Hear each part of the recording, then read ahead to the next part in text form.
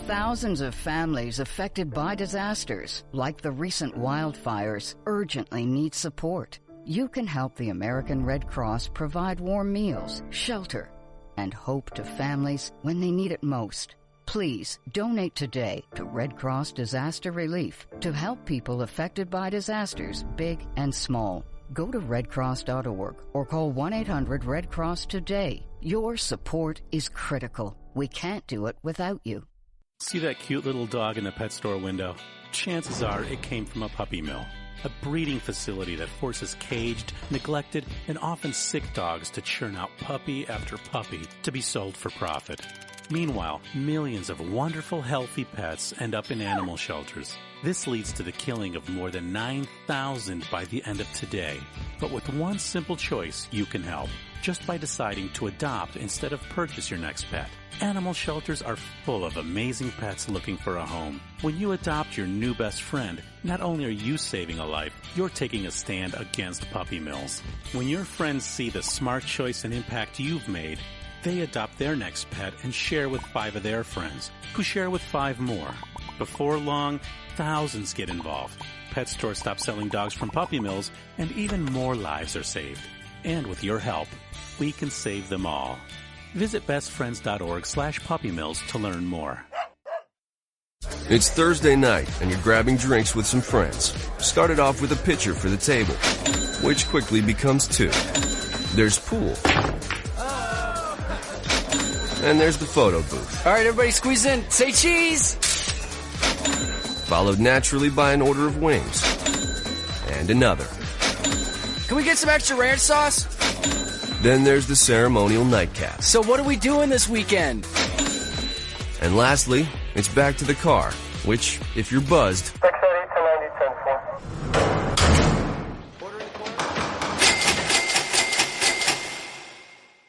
could be the most expensive night of your life. Getting pulled over for buzz driving could cost you around $10,000 in fines, legal fees, and increased insurance rates. Nothing kills a buzz like getting pulled over for buzz driving, because buzz driving is drunk driving. Brought to you by the National Highway Traffic Safety Administration and the Ad Council.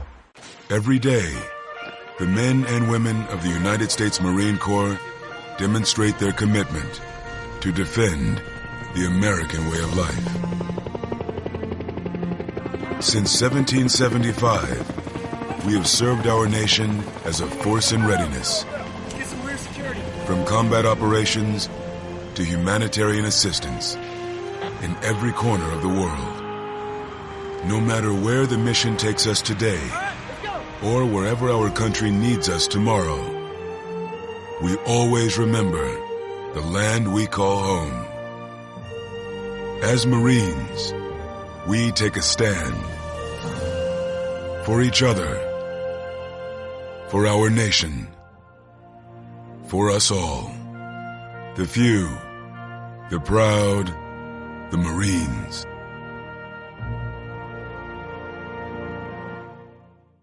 It's pretty amazing when you consider that 7 years ago, we didn't have the treatments we have now.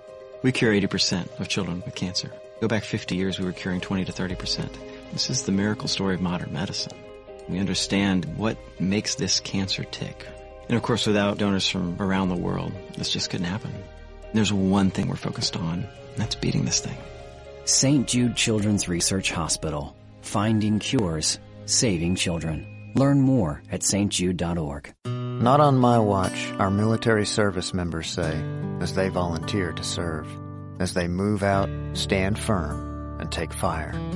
So not on our watch, we say, to the severely ill or injured veterans who can't get the care they deserve to live full and independent lives, even when there's no government funding or a nursing home seems like the only option. We won't leave one warrior behind. Not on our watch.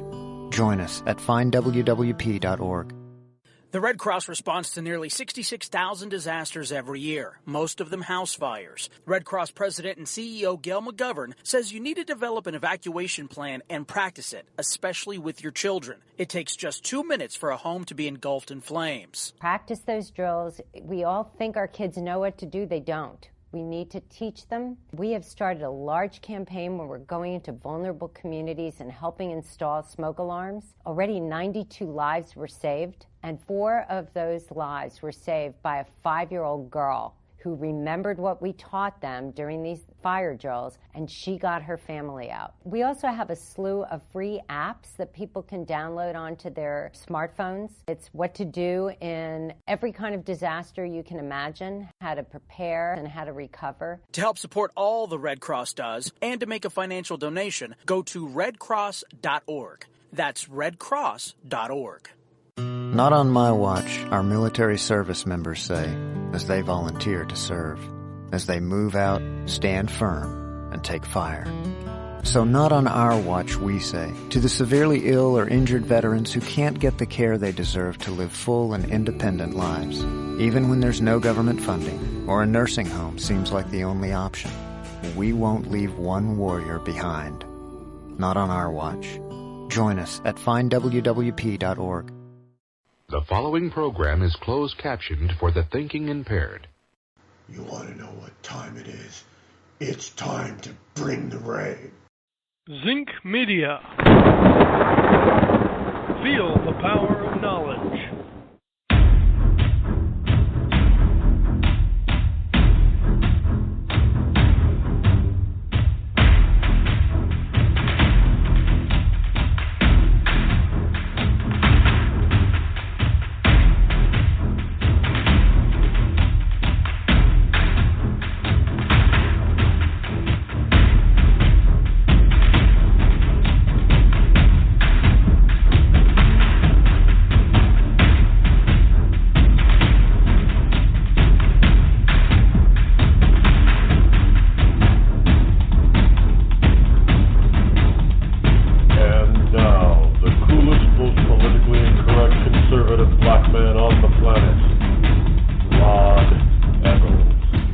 And a good morning to you, ladies and gentlemen, all of you ecclesiastites and freedom lovers all across the globe. It is I, your lovable host, Elrod, coming to you this morning, this Friday morning, which means it is... Welcome to Freedom Friday. Yes, indeed, it is Freedom Friday. That means just about anything goes. Keep it clean, please. As we like to celebrate things on the lighter side here on the Rod Eccles Show every Friday morning. Doesn't mean that we're not going to get into the tougher stuff, but we like to try to keep it a little bit lighter so we can slide on into the weekend being a little bit happier in order to celebrate what freedom we have left. That's right, and you can call in at 603-835-3226 with whatever is on your mind. Salute the F-16s. With whatever's on your mind, just keep it clean, please. It is one of those things that, we're still in the middle of, we're coming down to the wire for the presidential elections of all the elections of 2016. And it's gotten pretty nasty and contentious out there. Well, look, folks, I get it. I understand it. Trust me. I'm talking to people till I'm blue in the face. There's one thing that you're going to have to understand. Now, I got something here in the paper pile. It talks about people stressed out over the election. Well, you're just going to have to understand that people are going to be... Well, you shouldn't even be stressed out, because here's the deal. I know that there's a lot at stake. The Supreme Court is at stake. The very direction and foundation of our country is at stake. Will we slide, since we're not in the top 10 of the freest nations on the planet anymore, will we slide out of the top 20 if Hillary Clinton's elected? I think that is a high possibility if she is. But be that as it may. Frankly, we're following just about every other democratic style or base government on the planet that has ever existed. The founders took note of this as well. And a lot of smart people over history have talked about this. That those with freedom, after a while, don't realize what they have, and tend to drift towards totalitarianism because they find that they can vote themselves money from their government's treasury, thereby, because human beings, generally speaking, on a natural level, for whatever reason, I don't know, maybe since the fall of man out of the Garden of Eden, is naturally lazy. Well, we kind of are. We like to take the easy, unless we are, trained like military. We're trained to get that out of our system. Naturally speaking, what do people like to do? We like leisure. You and I are no different. I like leisure too. I like to, be lazy sometimes. But that is our natural inclination. And most of us have to fight that inclination. It is not natural for us to just stand up and say, well, I want to do hard work. No, it's something that has to be trained into us. Because, look, animals are the same way. We're no different from the animal. An animal's inclination is to do what? Unless they're hungry and have to go hunt for their food, their inclination is to lay around and do nothing. That's their inclination. So we're fighting our natural inclination of people's ability and desire without training to be lazy.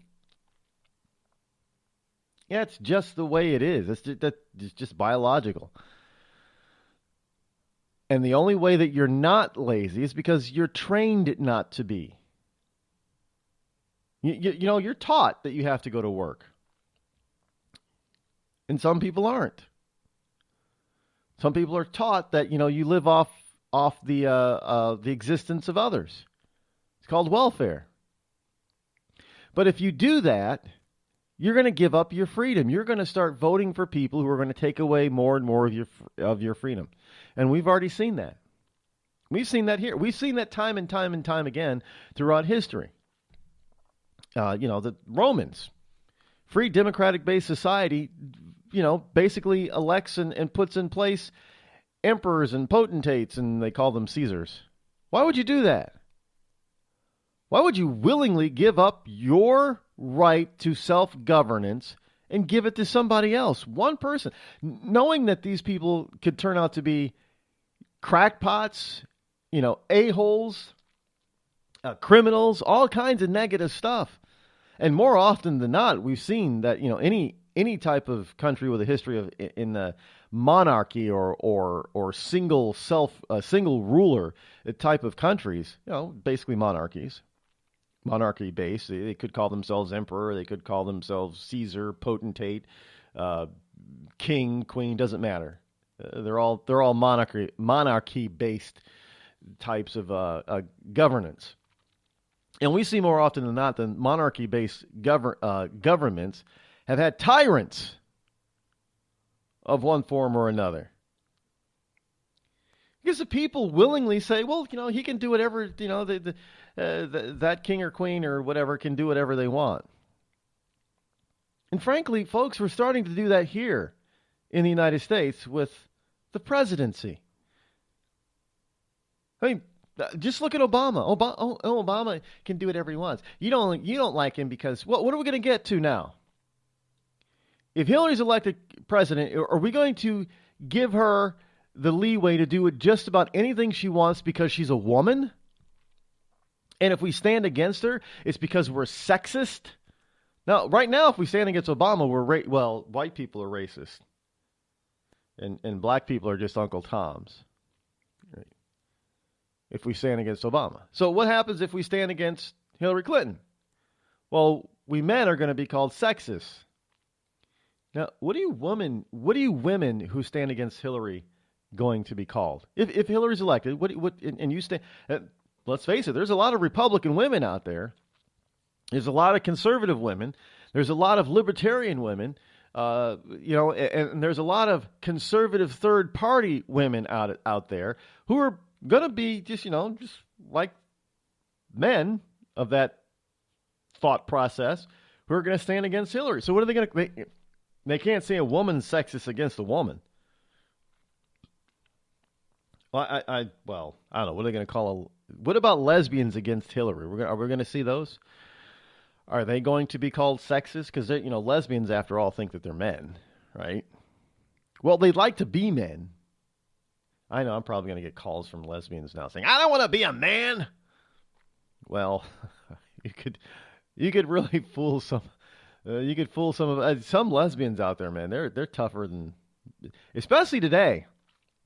It's pretty sad. You've got this.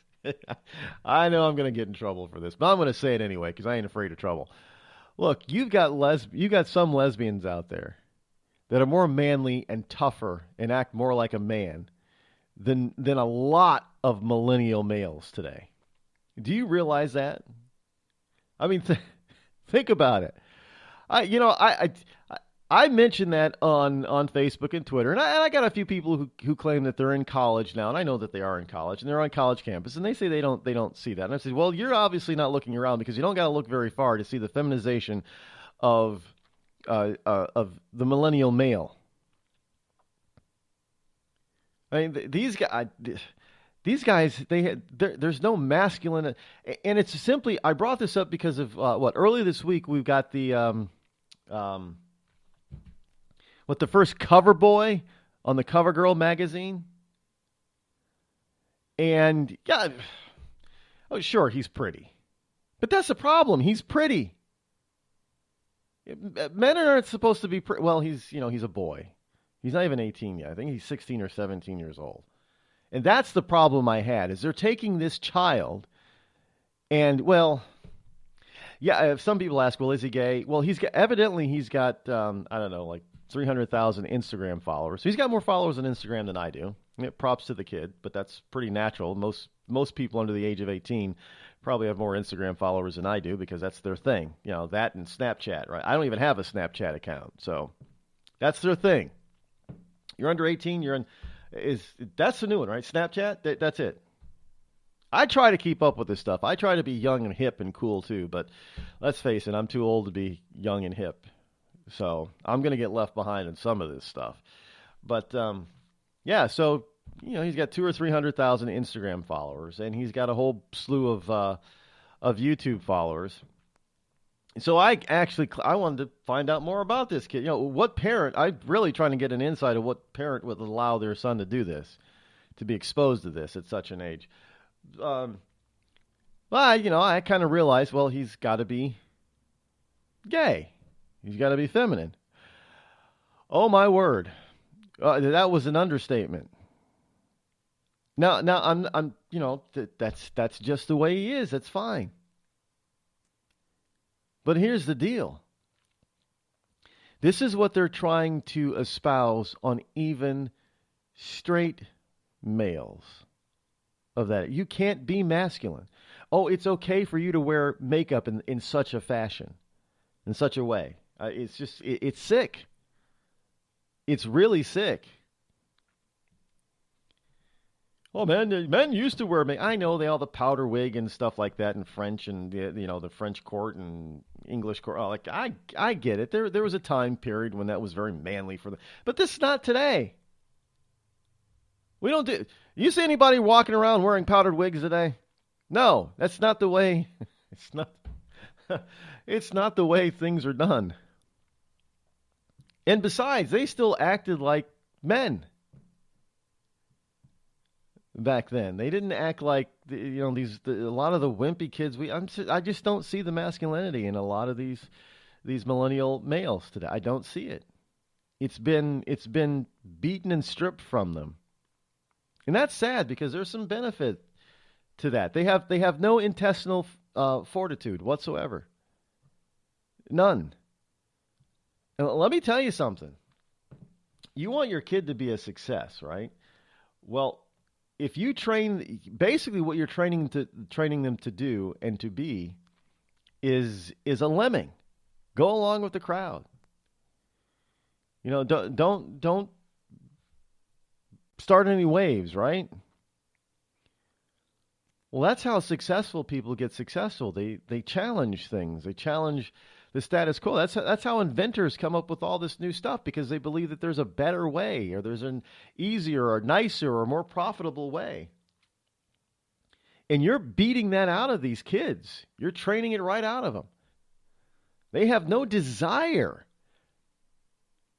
You know, that whole notion of being naturally lazy, that's all these kids today have. All they want to do is just be on their cell phone or their iPad. They have no desire to really do anything else. And they think it's cool that somebody else comes up with this stuff that they can utilize so they can continue to be lazy. We've got the rise in the people wanting to be a professional, Xbox or whatever gamers. What's the other one? Xbox and a PlayStation. I want to be a professional. I mean, come on. You want to be a professional gamer?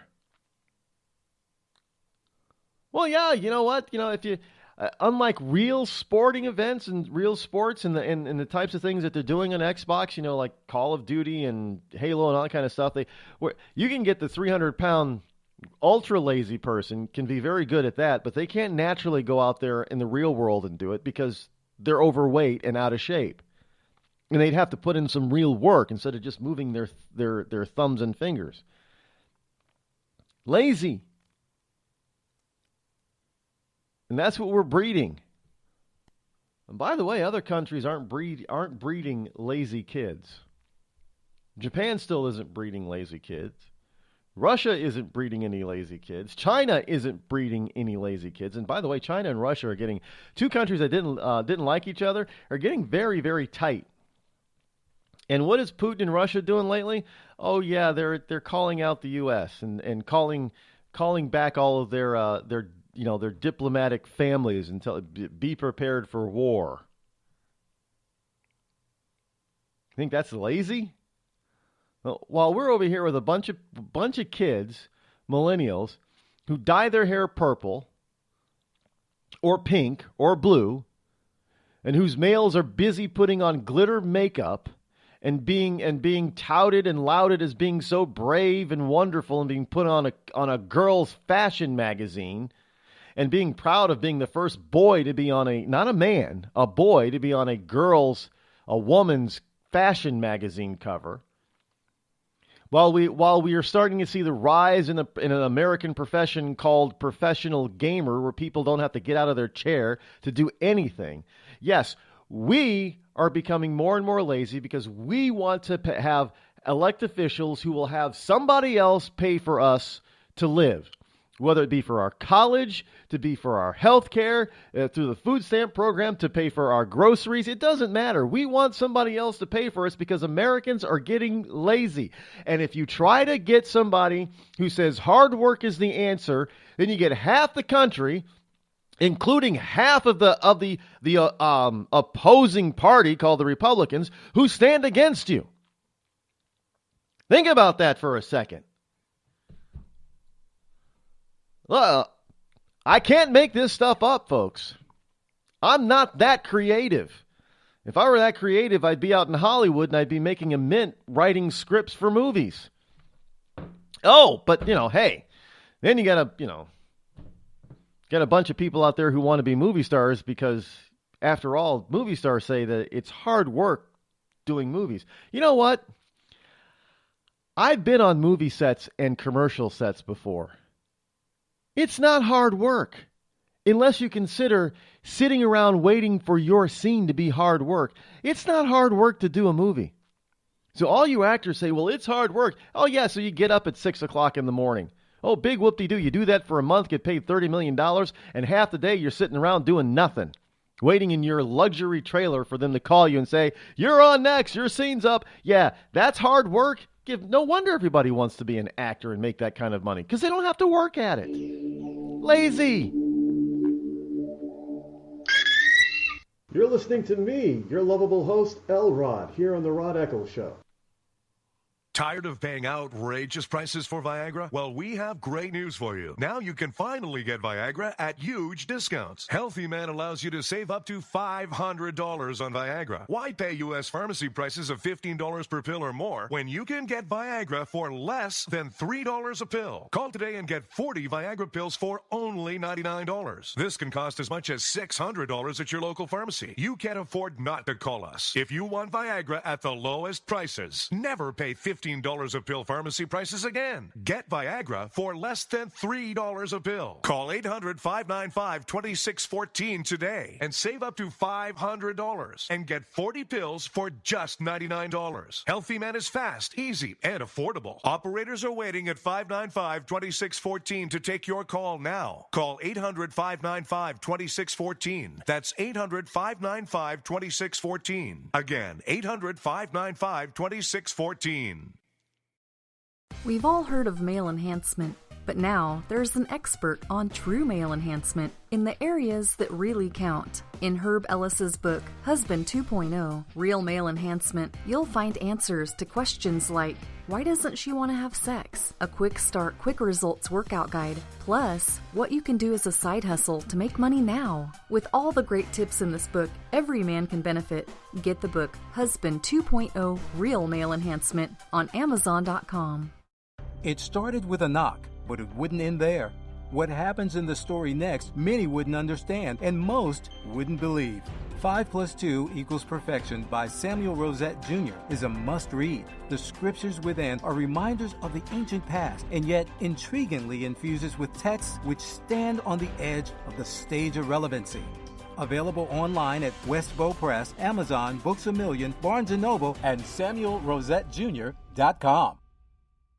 This holiday season, help Soldiers for Stockings improve the morale and welfare of members of our armed forces deployed overseas. Now through November 20th, there is so much work to be done, and you can help in many ways. Download the stocking pattern from stockingsforsoldiers.org and start sewing today. Volunteer to help decorate and assemble stockings. Donate Christmas candies, snacks, nuts, chips, drink mixes, DVDs, books, magazines, lip balm, toiletries, and other items needed to fill the stockings. Or help make packets of snowman soup, hot chocolate, to send along with the stockings. For more information, patterns, and a list of items needed, visit stockingsforsoldiers.org. This holiday season, help send our troops a touch of home. For many, it's all they will receive. All stockings need to be completed by November 20th. So get started today at stockingsforsoldiers.org. That's stockingsforsoldiers.org. Stockings for Soldiers, sending stockings filled with joy to our soldiers in harm's way for the 9th consecutive year.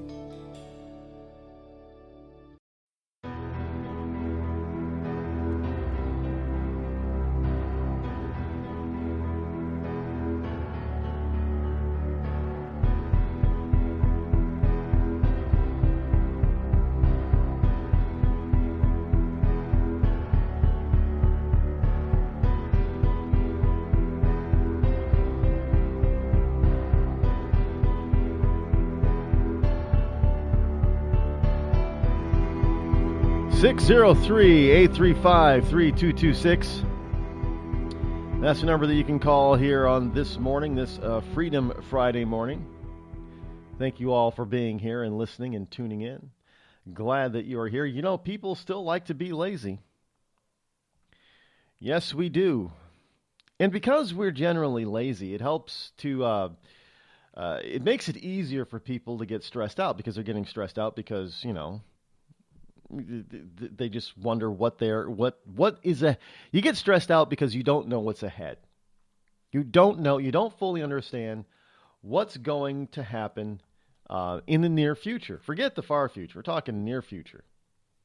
What's it going to be like in 6 months after the election? You know, when the new president takes office in their first 100 days, is it going to be like Obama? Is it going to be like W. Bush? Is it going to be like G.H. Bush? Is it going to be,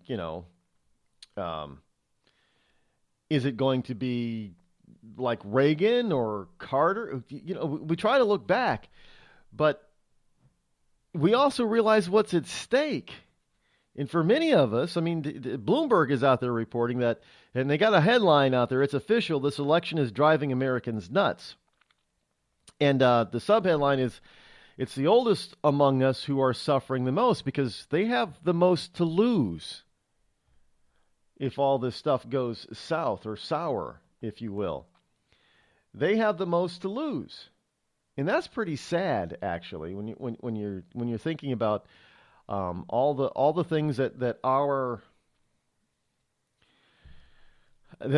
elderly have to put up with. And this is one of the things that they have to put up with on a daily basis. They're being stressed out over an election. That's just sad.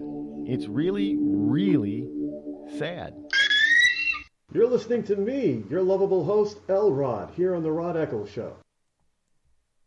The Red Cross responds to nearly 66,000 disasters every year, most of them house fires. Red Cross President and CEO Gail McGovern says you need to develop an evacuation plan and practice it, especially with your children. It takes just 2 minutes for a home to be engulfed in flames. Practice those drills. We all think our kids know what to do. They don't. We need to teach them. We have started a large campaign where we're going into vulnerable communities and helping install smoke alarms. Already 92 lives were saved, and 4 of those lives were saved by a 5-year-old girl who remembered what we taught them during these fire drills, and she got her family out. We also have a slew of free apps that people can download onto their smartphones. It's what to do in every kind of disaster you can imagine, how to prepare and how to recover. To help support all the Red Cross does and to make a financial donation, go to redcross.org. That's redcross.org. I'm just so happy my father had a chance to see his kids before he passed. I just want to say thank you. When her father fell ill, the American Red Cross was able to help get Veronica's brother home from the Navy to speak to his father one last time. It's thanks to your donations that we can connect military families when they need it most. Please donate today at redcross.org. It's Thursday night, and you're grabbing drinks with some friends. Started off with a pitcher for the table, which quickly becomes 2. There's pool. And there's the photo booth. All right, everybody squeeze in. Say cheese! Followed naturally by an order of wings. And another. Can we get some extra ranch sauce? Then there's the ceremonial nightcap. So what are we doing this weekend? And lastly, it's back to the car, which, if you're buzzed,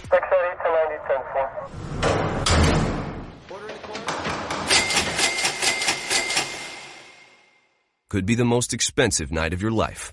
Getting pulled over for buzz driving could cost you around $10,000 in fines, legal fees, and increased insurance rates. Nothing kills a buzz like getting pulled over for buzz driving, because buzz driving is drunk driving. Brought to you by the National Highway Traffic Safety Administration and the Ad Council. Every day, the men and women of the United States Marine Corps demonstrate their commitment to defend the American way of life. Since 1775, we have served our nation as a force in readiness. From combat operations to humanitarian assistance in every corner of the world. No matter where the mission takes us today, or wherever our country needs us tomorrow, we always remember the land we call home. As Marines, we take a stand for each other, for our nation, for us all, the few, the proud, the Marines.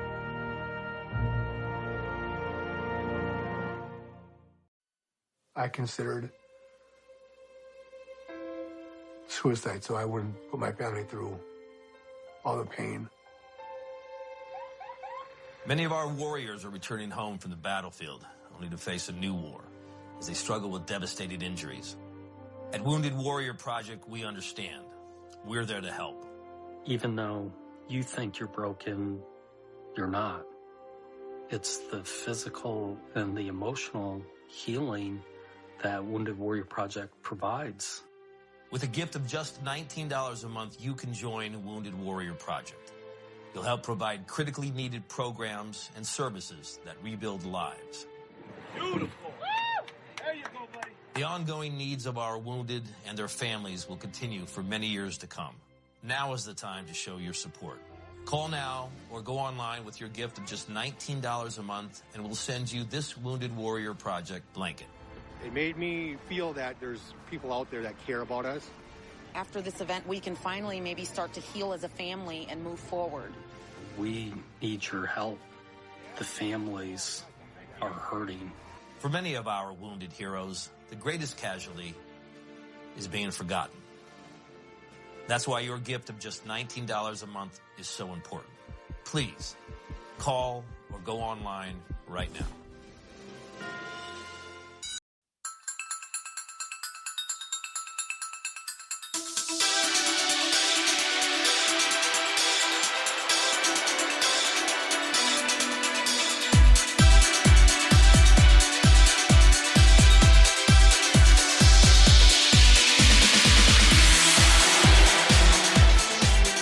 By the way, did you know that the wonderful Bloomberg has decided to change the name of the pre-baby boomer generation? You know, that those born before 1945. They're not World War II babies or the greatest generation. Now they're called the maturers. I kid you not. There's a story right here when it's talking about the anxiety levels of the different peoples across the planet or across the country. Personally, I don't care if other peoples are high in the anxiety. They can deal with their own governments. I'm not dealing with theirs. I got enough trouble with my own. But they're calling them the maturers now.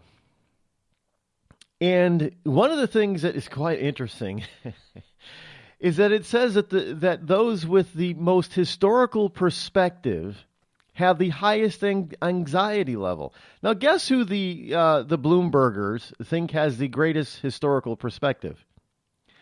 Yeah, millennials. Are you kidding me? Millennials haven't been on this planet long enough to have any historical perspective. And I know I'm going to get a bunch of millennials saying, I understand my history. Actually, no, you don't. You don't understand your history. You've been taught history that is wrong. You've been taught revisionist. You don't even, you people, half of you people in the millennial side don't even know who Susan B. Anthony is. You don't even know who Betsy Ross is. Half the time you get it mixed up. You think Susan B. Anthony made the flag. You have no historical perspective whatsoever. All you got to do is look at it. What is his name? Andrew Dice? Go on the street with Andrew Dice and just ask basic questions you think that everybody would know the answer to. And he targets people who look like they're in the millennial age range. They don't know jack. And we're just talking recent history. Forget about far history. But these are the people that are the most stressed out. Are the millennials? They're more stressed out than the matures? Well, I guess I can see how the millennials could be stressed out because, they want all this so-called free stuff. And you got some Republicans and people like Donald Trump who are saying there's nothing free. And they want free stuff. They don't want to have to work for it. They want to, sure, they want to move out of mom and dad's basement or attic or what have you. They want to leave their childhood bedroom. They do. Millennials do. They really do. But they want to do it on their own terms. Now, sure, a lot of people want to do stuff like that on their own terms, every generation. But see, every generation, they usually just went out and got an apartment, right? A lot of times you start out living in, some of the least desirable places in your town or city, right? You don't go because you're just starting out. You're not born with a silver spoon in your mouth, so you don't start on the middle class or the upper class side of town. You start on the lower class.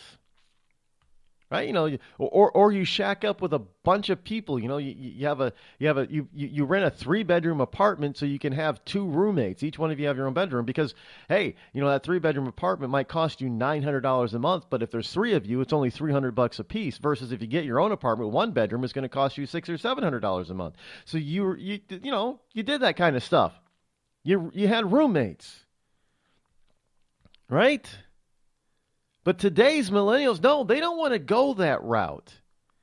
You see, because they're spoiled, they're used to living in that 3 or 4 bedroom, 2,500 square foot house with 2.5 baths.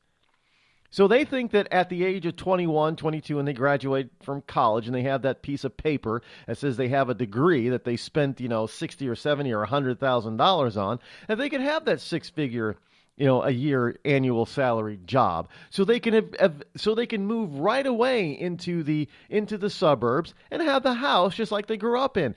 That's what they're waiting for. That's why they're staying with mom and dad. Or a lot of cases now it's just mom or just dad, because so many kids are growing up in single parent households because parents get divorced. This is basically what they're doing. They're not interested in starting out and doing it the way previous generations did. No. They want to hit the jackpot as soon as they hit adulthood. They expect to be hitting the ground running as far as earning an income. They haven't proven themselves in any particular way, especially in the work area. They have no experience. No, I'm sorry, you don't. McDonald's is not the kind of work experience that your corporate employer, who's going to pay you a 6-figure salary, is looking for. You just don't have any. You don't have any historical experience. You don't have any work experience. You don't have any life experience at the age of 22. You just don't have any. Unless you're military, that's a different story. But, because most people go into the military by the time they're 18 or 19 years old, which means by the time they're 22, they've got some life experience under their belt. A hell of a lot more than you people who do not go into the military have. And by the way, might I add, the military is not made up of stupid people. Especially today's military.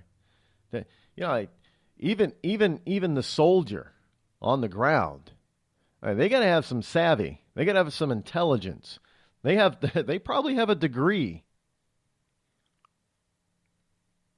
A degree that is more useful than many of you non-military millennials are getting at your college. The military degrees are not historical underwater watercolor art. Trust me, they're not getting those kind of degrees. So they're the ones that have the historical, well, maybe at that age they still don't have historical perspective, but at least they have some real world experience and a real degree. And they're not sitting at home in their old bedroom or mom and dad's basement or attic, waiting for that perfect 6-figure job. So, you get... What is with Bloomberg? The most stressed... How the hell can the millennials be the most stressed out group of Americans? Really? Well, they're the ones that are acting the most stressed out, I guess. How about they're the ones that are stressing out the rest of us the most? Us Gen Xers, Boomers, and Matures. Yeah, I'm not a millennial. Sorry. I fall into that Gen X category. It has been said before that Gen Xers are the last thinking generation. I don't. I'm not sure if that's actually accurate, considering that. No, Obama's a baby boomer, but we have Gen Xers. We have people like Paul Ryan. So I'm not so sure that we're the last thinking generation, but I get the point that's trying to be made. because you get more into the touchy-feely generation of the millennials. It's everything that they feel. I feel. Well, I feel that we should do it this way, and I feel that how about think?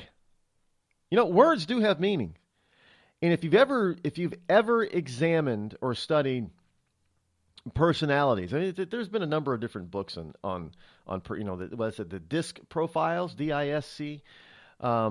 There's personality profiles. All the different. You get the kinesthetic, you get the auditory, those types of profiles, and this is true. You get these kind of you can put people. I know some people say you can't pigeonhole people. Yeah, you can. You can pigeonhole people, and you can put them in certain categories based on their personality. And the generalities behind each one of those is pretty darn accurate. You have the auditory, and those are people that would say, well, I hear what you're saying. And then you have the the kinesthetic, and the kinesthetic tends to be very touchy-feely. And they're the ones that say, well, I feel that. No, we don't want feeling. We want people that think. But you're not born. You're not necessarily born with the personality trait. You can be trained into a certain personality. You can train yourself, actually, and teach yourself to go from one personality trait to another. You can go from being touchy-feely all the time to being a person who thinks all the time. Or hears all the time. You don't have to stay in one personality category or the other. That's the one thing. It can be fluid, but it takes work, and it takes time. You're not gonna snap your finger and go from one personality to another overnight. It's going to take some work on your part and some time, unless you're a kid and you're being trained that way. And we're training all these kids, these millennials, to get in touch with their feelings all the time. What do you feel? I don't give a rip about what you feel. What do you think? Feelings change. Thinking should be based on logic, which does not change. Some people say, well, you're just cold, right? No, I'm not cold. I'm a very warm, loving, kind person. But I think first. What is the saying? I think, therefore I am? It's not I feel. It's I think, therefore I am. And if we were to think before we felt, maybe we wouldn't have so much anxiety out there. Just saying.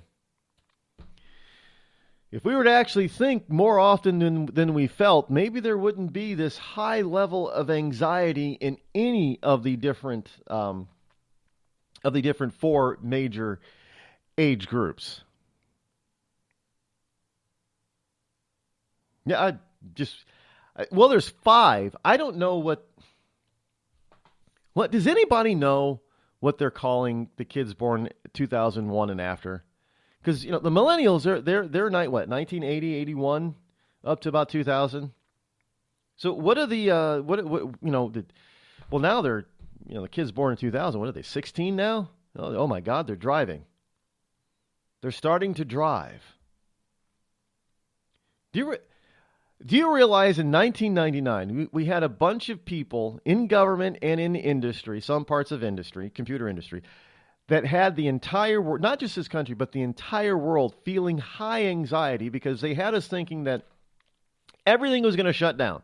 Computers were going to shut down. Planes were going to fall out of the sky from 11:59 p.m. on December 31st, 1999 to 12 a.m. January 1st, 2000. Yeah, because computers couldn't handle that date change. I mean, they were working feverishly for like 2 years, 24 months, trying to correct all the embedded computer chips that were going to shut everything down because it thought it was going to be 1900. Not 2000. Remember all the anxiety everybody felt? I mean, And what was one of the? I think I remember watching the ball fall in New York City. I was not in New York City. I was watching it on TV, and everybody there was a pause. There was kind of a hush for like a second or two. When Happy New Year, yay! Because everybody was waiting for something to happen. Nothing happened. And why was everybody afraid that something was going to happen? The planes were going to fall out of the sky and lights were going to turn off, because that's what they kept telling us for 5 years. I remember it was 1995. I remember it clearly when I first heard about this potential problem. In 5 years, civilization could be in trouble. And they weren't doing anything about it. They kept making these embedded chips that weren't going to be able to handle the change from 99 to 2000. And then all of a sudden in 98, it was like, oh, well, guess we better pay attention now, because they built into us this stressed out type of atmosphere. And that if you weren't stressed, if you weren't worried about it, if you weren't all prepared for the end of civilization as we know it, you were stupid. I remember going out buying extra bottles of water and canned soup, just in case. It was like a big snowstorm coming, but it wasn't a snowstorm coming. It was the change in year. Yeah, it got to me too. Because, they were talking about it for 5 years, and they were really pressing it for 2 years, from 98 to 2000. Oh, that, you got to be prepared. You got to be ready. Could be the end. We don't know. Anybody remember that? Well, of course, you millennials don't remember it, because you'd be too young at that point in time. Many of you were, under the age of 10. You weren't paying attention to that kind of stuff. You have no historical perspective.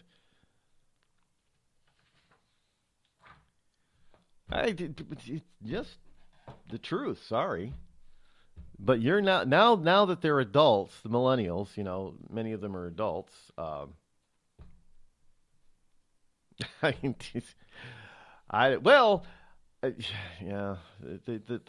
kid who's what's his name? John Charles or Charles John or something like that. The first cover girl boy. Was he born in 2000? Well, if he's 16, he was 2001. So he's not a millennial, but he's the leading edge of the latest generation, which is kind of interesting. I'm not sure I want to go down his path.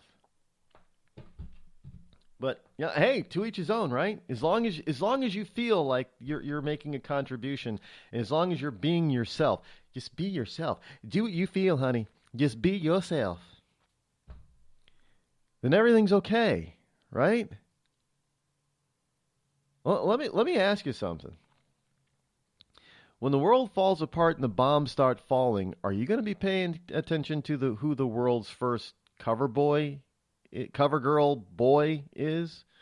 Or are you going to be turning to that other millennial who's been well trained to defend the world's first cover girl boy? Yeah. So, I'm sorry, but who's got a better perspective on life? You're listening to me, your lovable host, Rod, here on the Rod Eccles Show.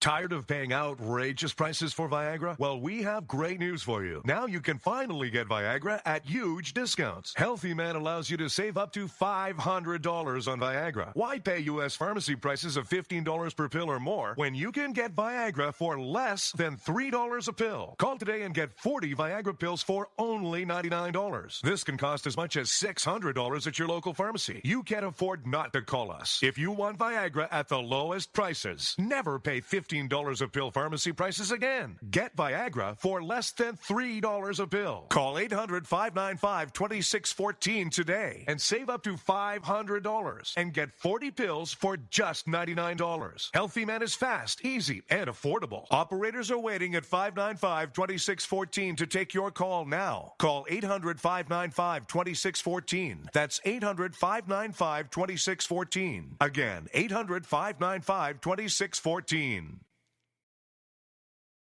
We've all heard of male enhancement, But now there's an expert on true male enhancement in the areas that really count. In Herb Ellis's book, Husband 2.0, Real Male Enhancement, you'll find answers to questions like, why doesn't she want to have sex? A quick start, quick results workout guide. Plus, what you can do as a side hustle to make money now. With all the great tips in this book, every man can benefit. Get the book, Husband 2.0, Real Male Enhancement, on Amazon.com. It started with a knock, but it wouldn't end there. What happens in the story next, many wouldn't understand, and most wouldn't believe. 5 + 2 = Perfection by Samuel Rosette Jr. is a must-read. The scriptures within are reminders of the ancient past, and yet intriguingly infuses with texts which stand on the edge of the stage of relevancy. Available online at Westbow Press, Amazon, Books A Million, Barnes & Noble, and SamuelRosetteJr.com. This holiday season, help Soldiers for Stockings improve the morale and welfare of members of our armed forces deployed overseas. Now through November 20th, there is so much work to be done, and you can help in many ways. Download the stocking pattern from stockingsforsoldiers.org and start sewing today. Volunteer to help decorate and assemble stockings. Donate Christmas candies, snacks, nuts, chips, drink mixes, DVDs, books, magazines, lip balm, toiletries, and other items needed to fill the stockings. Or help make packets of snowman soup, hot chocolate, to send along with the stockings. For more information, patterns, and a list of items needed, visit stockingsforsoldiers.org. This holiday season, help send our troops a touch of home. For many, it's all they will receive. All stockings need to be completed by November 20th. So get started today at stockingsforsoldiers.org. That's stockingsforsoldiers.org. Stockings for Soldiers, sending stockings filled with joy to our soldiers in harm's way for the 9th consecutive year.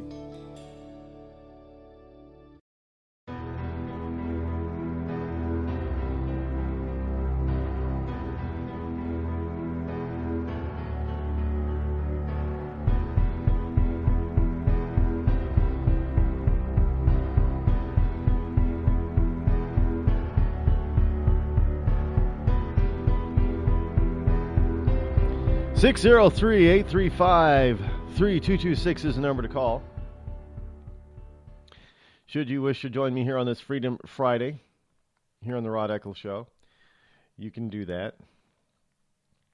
There is a breaking story here, and it's about the Trump sexual groping allegations. Now, I got two things about this. First of all, Donald Trump's first-class groping accuser has a history of conflict with the Trumps, the Trump property, basically. And it looks like that the New York Times may be dropping this portion of their accusation story about a first-class airline passenger named Jessica Leeds, who claimed Donald Trump groped her 30 years ago. And the big reason is something that the New York Times probably could have just quickly and easily determined whether or not the story was true or even half accurate, was that when, it's talking about how first class, they were in first class, and what Donald had to do in order to get to her. Well, that only happens in coach and economy, even back 30 years ago. Not first class. You can't maneuver those seats around in first class like that. You couldn't. Because there was no need. You had too much room. Look, you get on the plane today, it's the same. First class is the same today as it was back then. The seats are bigger. You go down. You're in a regular narrow body, not a wide body aircraft, but narrow body. Regular aircraft, and you got rows, right? You got on either side of the plane, on the windows. And as you get back to the economy, depending on the size of the aircraft, the first class section in front, there's only 2 seats on each side of the row. Well, you get in the economy side, and there's 3 seats or 4 seats on either side of the row. Now, which means that the seats have to get smaller, which means you've got to make them a little bit more maneuverable so people can get in, and they're closer together too. You're closer to the seat in front of you than you are in first class, which means you got to have more mechanical stuff on the seats in order so people can get in and out of them first class, you don't need to do that. Now, the more maneuverability that you put into a seat, the higher the cost it can be, because there's more material, more stuff that has to go into constructing the seat. I guess people like her don't pay attention to that kind of stuff. They just don't know. Well, they don't know. This is why when they lie, they always get caught, because they never think of this kind of stuff. But evidently, she's got a history of having a spat with the Trumps for various reasons, and so the New York Times is saying, well, maybe she's not credible after all. I think we told you that to begin with, did we not? Yep, we did. Thousands of families affected by disasters, like the recent wildfires, urgently need support. You can help the American Red Cross provide warm meals, shelter, and hope to families when they need it most. Please donate today to Red Cross Disaster Relief to help people affected by disasters, big and small. Go to redcross.org or call 1-800-RED-CROSS today. Your support is critical. We can't do it without you. See that cute little dog in the pet store window? Chances are it came from a puppy mill. A breeding facility that forces caged, neglected, and often sick dogs to churn out puppy after puppy to be sold for profit. Meanwhile, millions of wonderful, healthy pets end up in animal shelters. This leads to the killing of more than 9,000 by the end of today. But with one simple choice, you can help, just by deciding to adopt instead of purchase your next pet. Animal shelters are full of amazing pets looking for a home. When you adopt your new best friend, not only are you saving a life, you're taking a stand against puppy mills. When your friends see the smart choice and impact you've made, they adopt their next pet and share with 5 of their friends, who share with 5 more. Before long, thousands get involved. Pet stores stop selling dogs from puppy mills, and even more lives are saved. And with your help, we can save them all. Visit bestfriends.org/puppymills to learn more. It's Thursday night, and you're grabbing drinks with some friends. Started off with a pitcher for the table, which quickly becomes 2. There's pool. And there's the photo booth. All right, everybody squeeze in. Say cheese! Followed naturally by an order of wings. And another. Can we get some extra ranch sauce? Then there's the ceremonial nightcap. So what are we doing this weekend? And lastly, it's back to the car, which, if you're buzzed,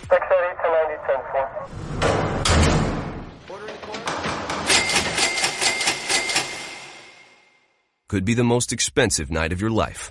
Getting pulled over for buzz driving could cost you around $10,000 in fines, legal fees, and increased insurance rates. Nothing kills a buzz like getting pulled over for buzz driving, because buzz driving is drunk driving. Brought to you by the National Highway Traffic Safety Administration and the Ad Council. Every day, the men and women of the United States Marine Corps demonstrate their commitment to defend the American way of life. Since 1775, we have served our nation as a force in readiness. From combat operations to humanitarian assistance in every corner of the world. No matter where the mission takes us today or wherever our country needs us tomorrow, we always remember the land we call home. As Marines, we take a stand for each other, for our nation, for us all. The few, the proud, the Marines.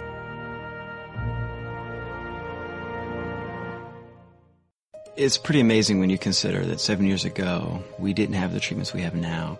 We cure 80% of children with cancer. Go back 50 years, we were curing 20 to 30%. This is the miracle story of modern medicine. We understand what makes this cancer tick.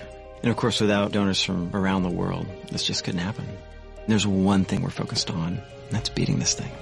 St. Jude Children's Research Hospital. Finding cures, saving children. Learn more at stjude.org. Not on my watch, our military service members say, as they volunteer to serve. As they move out, stand firm, and take fire. So not on our watch, we say, to the severely ill or injured veterans who can't get the care they deserve to live full and independent lives, even when there's no government funding or a nursing home seems like the only option. We won't leave one warrior behind. Not on our watch. Join us at findwwp.org. The Red Cross responds to nearly 66,000 disasters every year, most of them house fires. Red Cross President and CEO Gail McGovern says you need to develop an evacuation plan and practice it, especially with your children. It takes just 2 minutes for a home to be engulfed in flames. Practice those drills. We all think our kids know what to do. They don't. We need to teach them. We have started a large campaign where we're going into vulnerable communities and helping install smoke alarms. Already 92 lives were saved, and 4 of those lives were saved by a 5-year-old girl who remembered what we taught them during these fire drills, and she got her family out. We also have a slew of free apps that people can download onto their smartphones. It's what to do in every kind of disaster you can imagine, how to prepare and how to recover. To help support all the Red Cross does and to make a financial donation, go to redcross.org. That's redcross.org. Not on my watch, our military service members say, as they volunteer to serve, as they move out, stand firm, and take fire. So not on our watch, we say, to the severely ill or injured veterans who can't get the care they deserve to live full and independent lives, even when there's no government funding or a nursing home seems like the only option. We won't leave one warrior behind. Not on our watch. Join us at findwwp.org. The following program is closed captioned for the thinking impaired. Zinc Media. Feel the power of knowledge.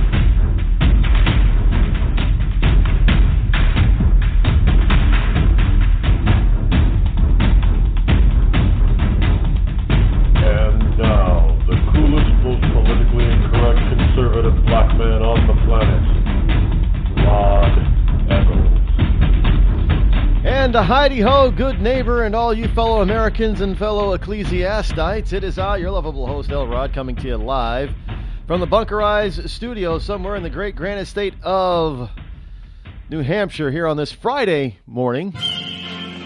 Welcome to Freedom Friday. Yes, indeed, it is Freedom Friday.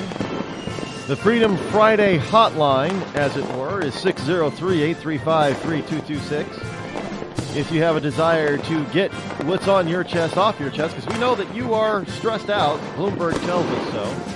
Especially if you're a millennial. And you need to tell people how you feel. That's the number to call, 603-835-3226.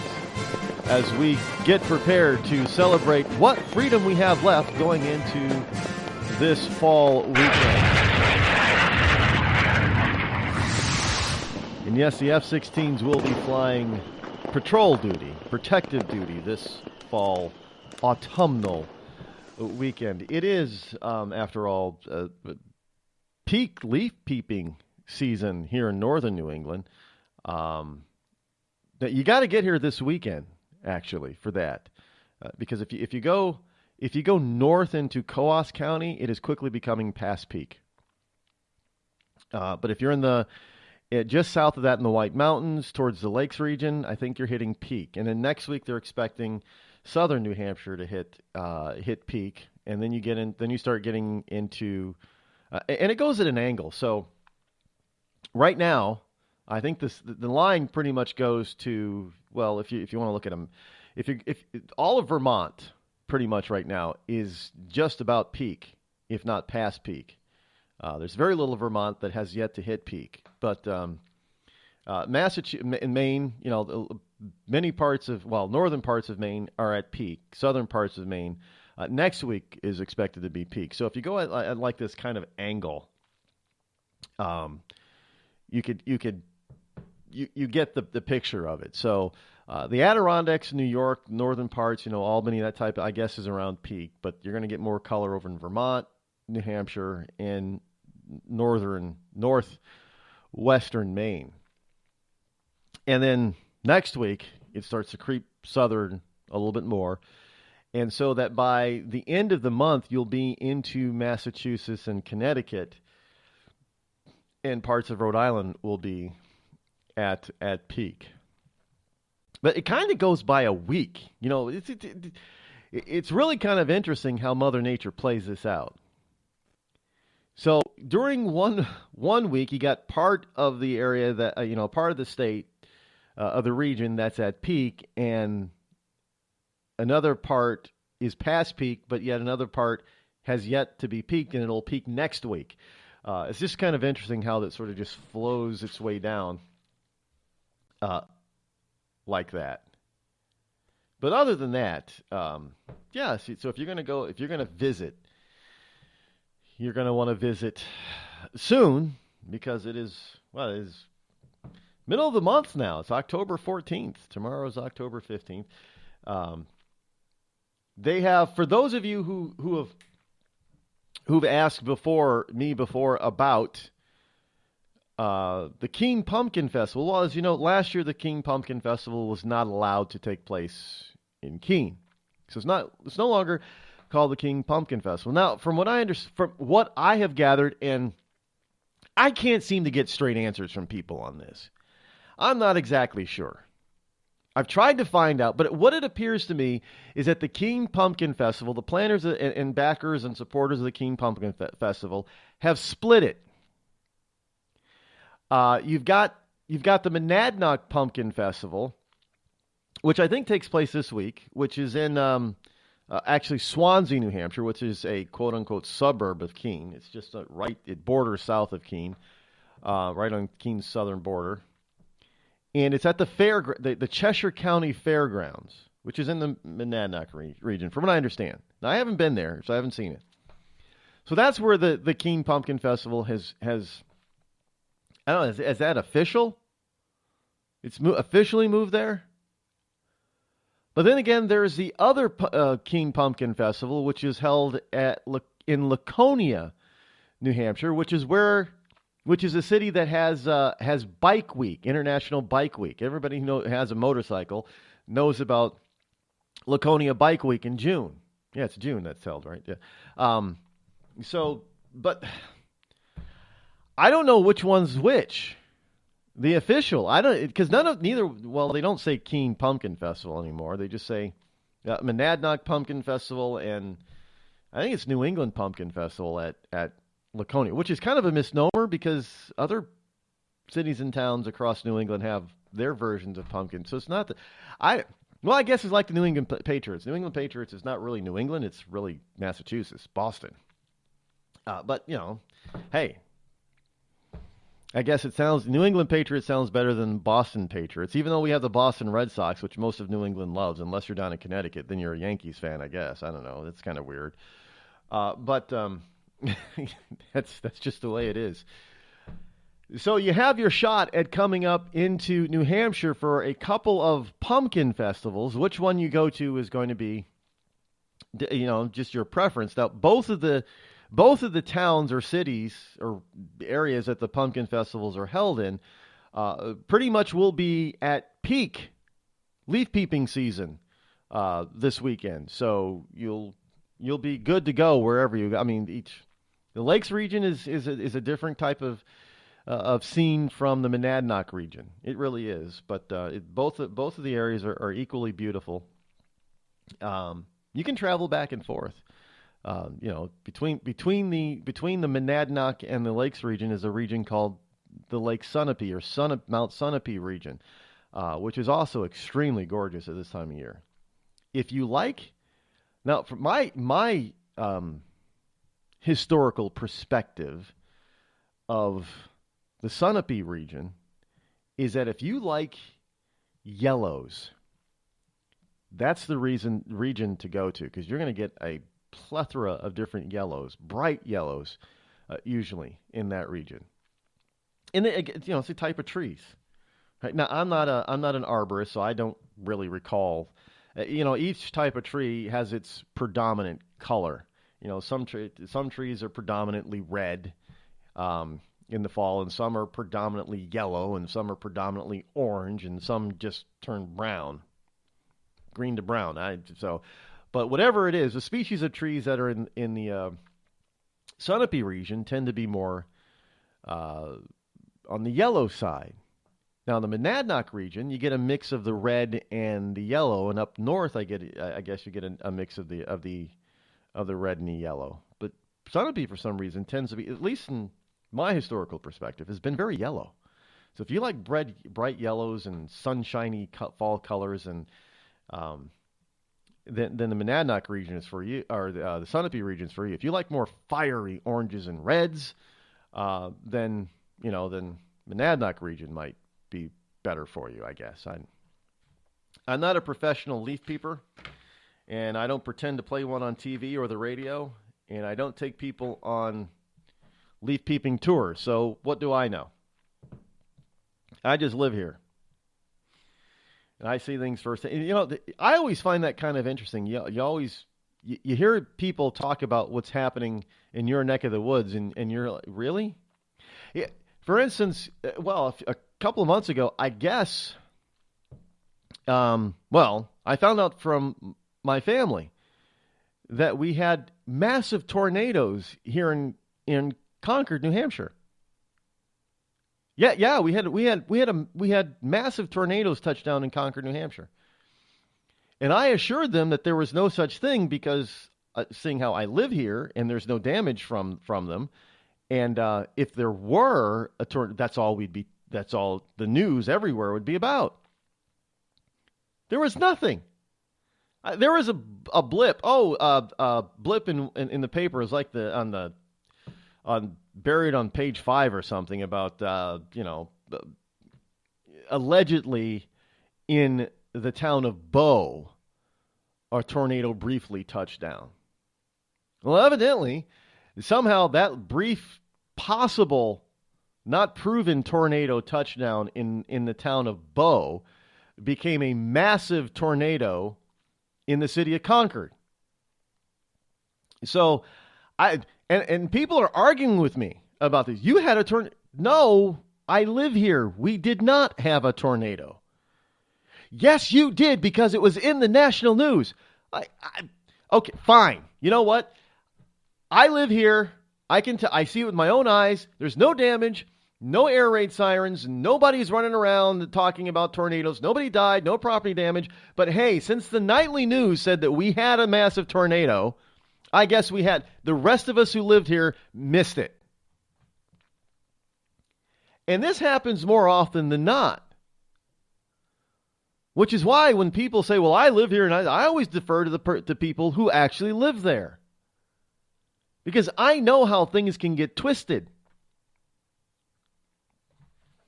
So when you're talking to people and they tell you, well, I live here, so I know what's going on. Oh, great, tell me more. No, I'm not going to argue with them. Well, that's not what's happening in your neck of the woods because I heard on the nightly news.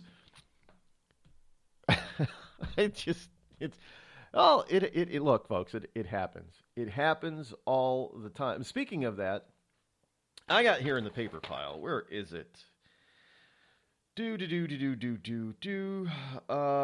Global warming news here.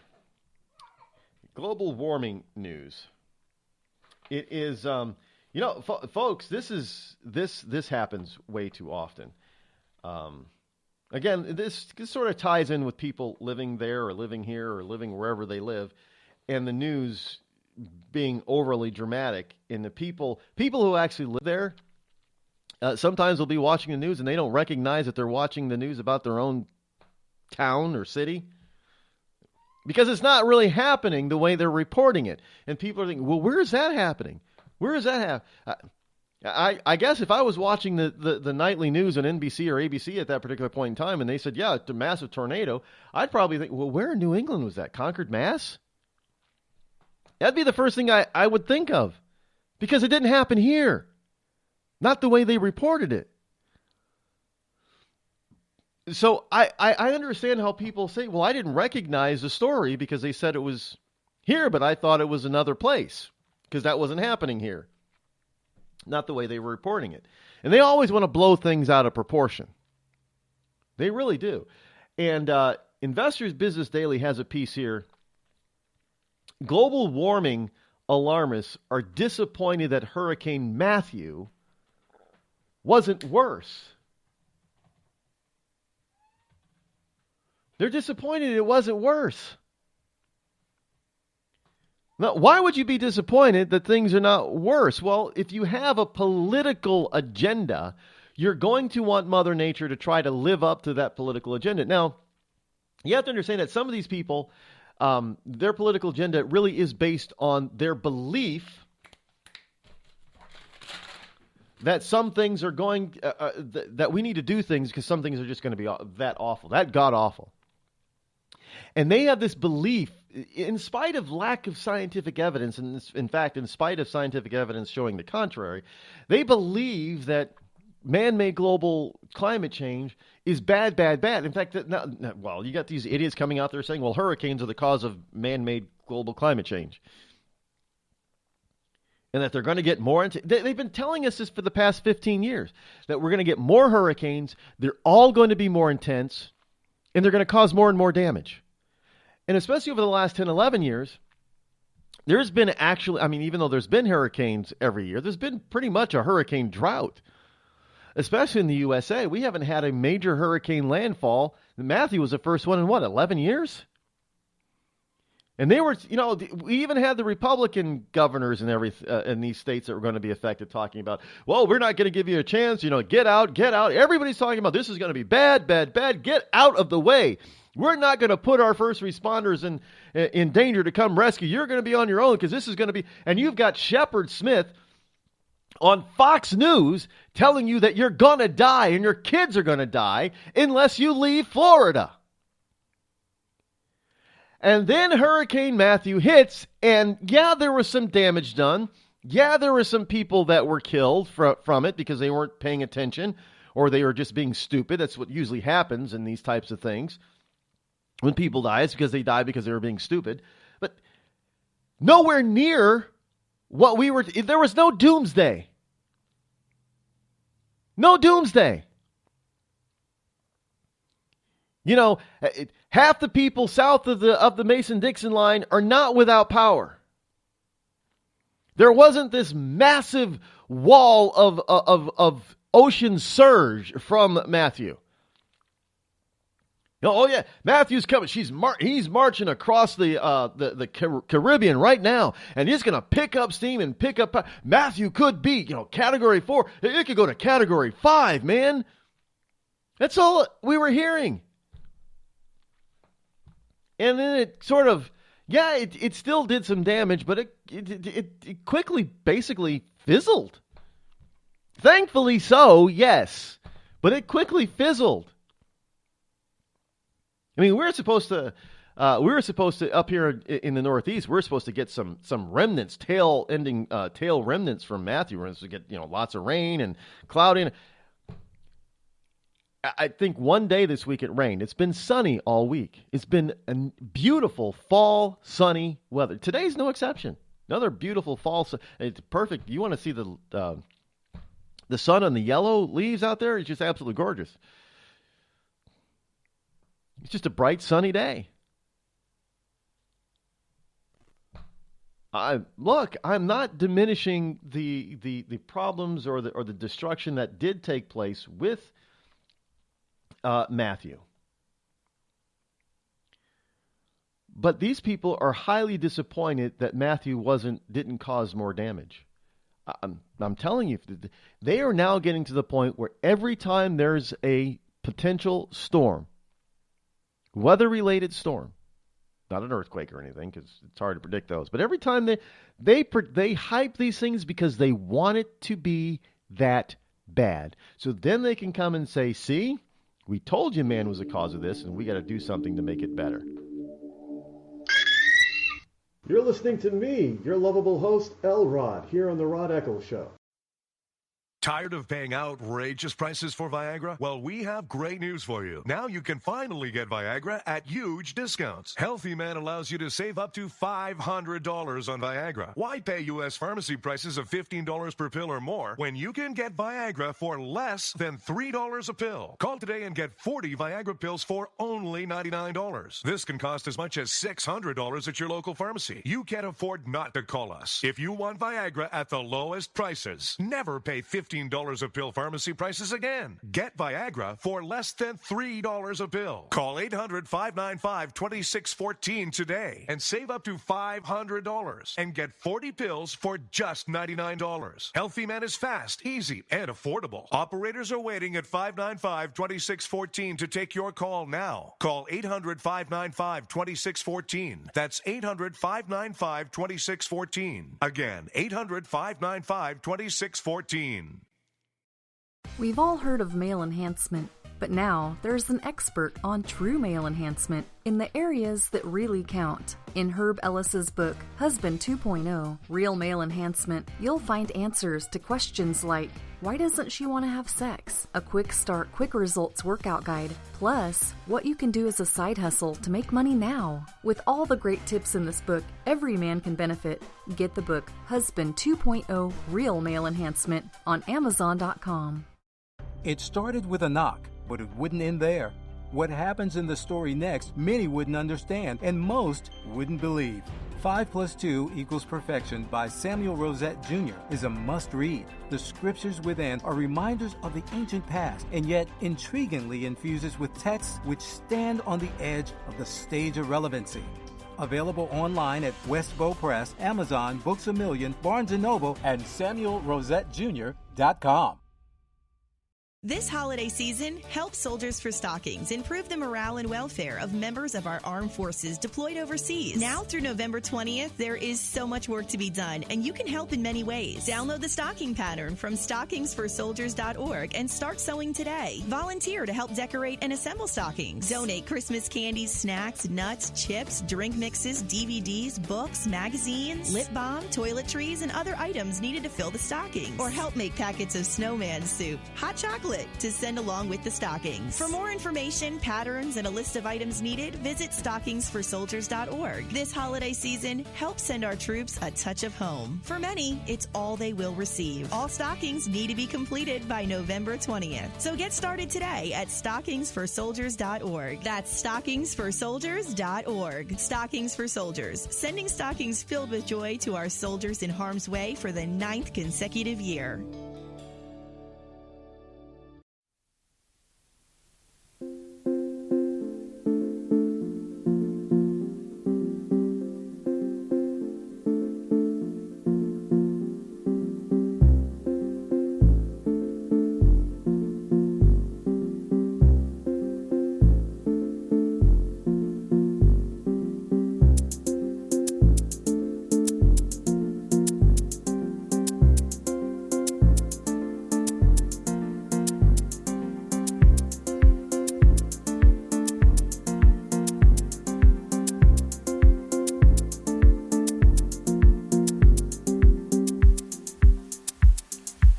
Six 603-835-3226. That's the number that you can call if you want to help participate in this morning's festivities here on the Rod Eccles Show. Speaking of the festivities, that would be the celebrating of freedom.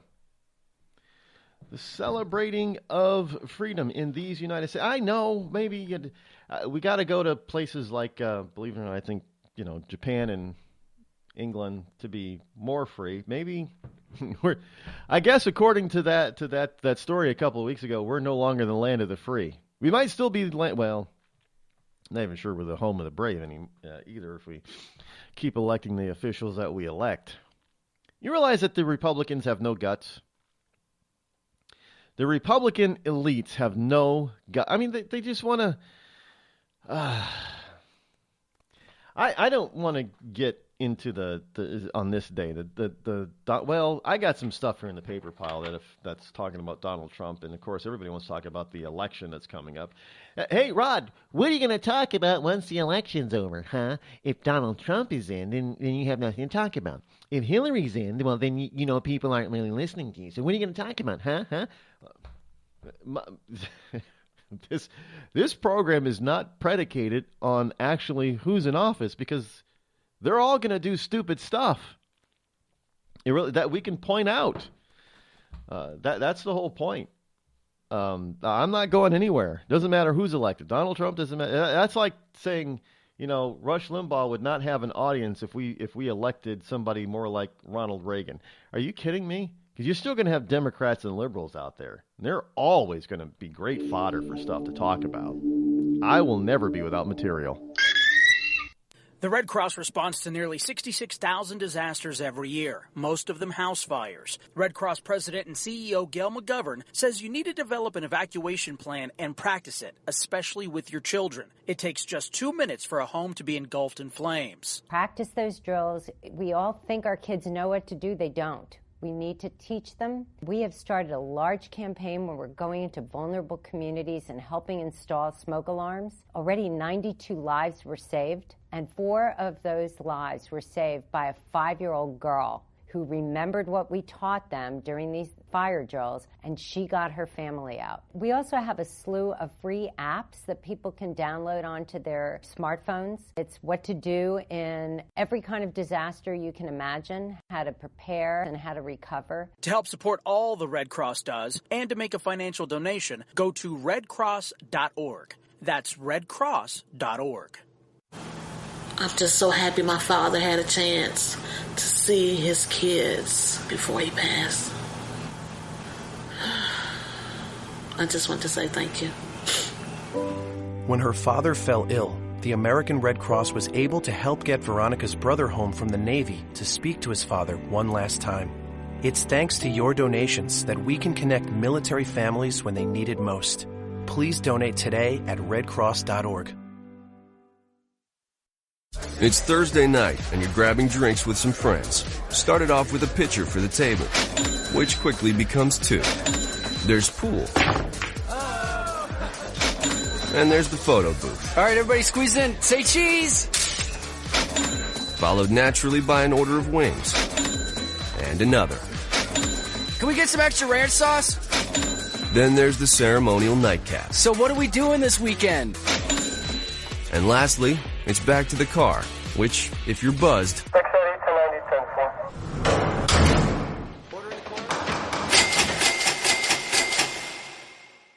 could be the most expensive night of your life. Getting pulled over for buzzed driving could cost you around $10,000 in fines, legal fees, and increased insurance rates. Nothing kills a buzz like getting pulled over for buzzed driving, because buzzed driving is drunk driving. Brought to you by the National Highway Traffic Safety Administration and the Ad Council. Every day, the men and women of the United States Marine Corps demonstrate their commitment to defend the American way of life. Since 1775, we have served our nation as a force in readiness. From combat operations to humanitarian assistance in every corner of the world. No matter where the mission takes us today, or wherever our country needs us tomorrow, we always remember the land we call home. As Marines, we take a stand for each other, for our nation, for us all. The few, the proud, the Marines.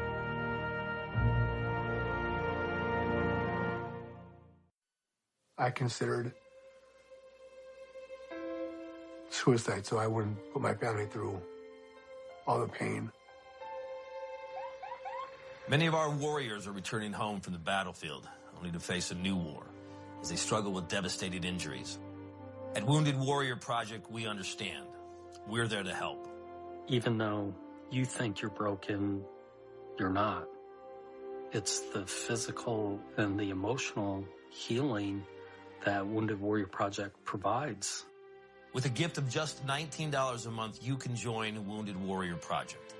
You'll help provide critically needed programs and services that rebuild lives. Beautiful. There you go, buddy. The ongoing needs of our wounded and their families will continue for many years to come. Now is the time to show your support. Call now or go online with your gift of just $19 a month, and we'll send you this Wounded Warrior Project blanket. It made me feel that there's people out there that care about us. After this event, we can finally maybe start to heal as a family and move forward. We need your help. The families are hurting. For many of our wounded heroes, the greatest casualty is being forgotten. That's why your gift of just $19 a month is so important. Please call or go online right now.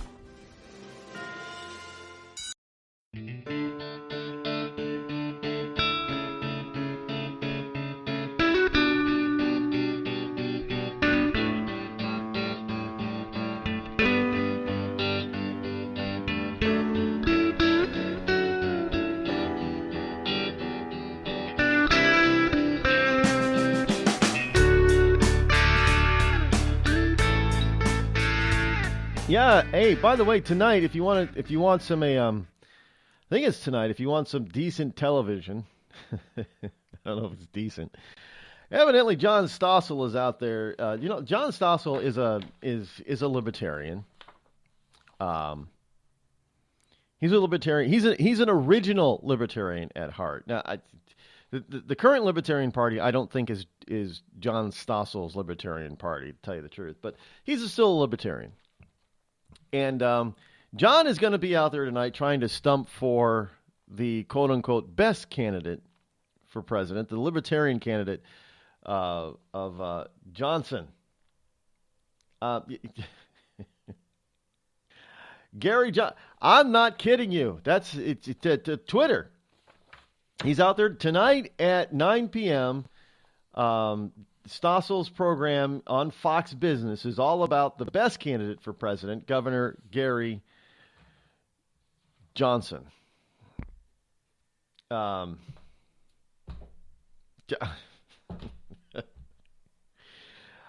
sorry. I like you, John Stossel, but sometimes, sometimes he's... Well, he's allowed to have his opinion, obviously. And look, at least, Fox Business isn't out there touting Hillary Clinton like 24/7 like CNN. He's at least showing an alternative to the Clintons. But did you have to pick Johnson? I don't. I find it interesting that people like Governor Weld will be hooked up with Gary. Bill Weld did not govern Massachusetts as governor like a libertarian. And that's who Johnson picked as his running mate. I'm just saying, look, I lived through a Bill Weld administration. He was not a libertarian. So how the hell is he on the libertarian ticket as a vice presidential candidate for them? I don't know. I don't know how Johnson came up with that. I really don't, because Bill Weld is nowhere near libertarian. He's a moderate Republican, meaning he's a big government style Republican. That's not a libertarian. And so you got Weld out there talking about how has anybody brought this up before? Has anybody brought up the historical facts of Bill? Now, I didn't live under Gary Johnson, so I don't really know how Gary Johnson was as a governor. I don't know how I haven't looked into his history as governor, as his tenure as a governor. But I know Bill Weld, and Bill Weld is not a libertarian. Bill Weld did not govern as a libertarian. So, did he have a change of heart? Yeah, everybody can change. I'm not denying that Bill Weld can't change. Everybody can change, but it is unlikely that he changed that much. So he goes from big Willie style, Republican style, government to now wanting to be small libertarian style government. That's a huge change. Huge. Yeah, I know people say, well, Rod, he was governor of Massachusetts. He had to do it, the way to it. No. All right, so in other words, you're telling me that all the politicians, all the governors are phony.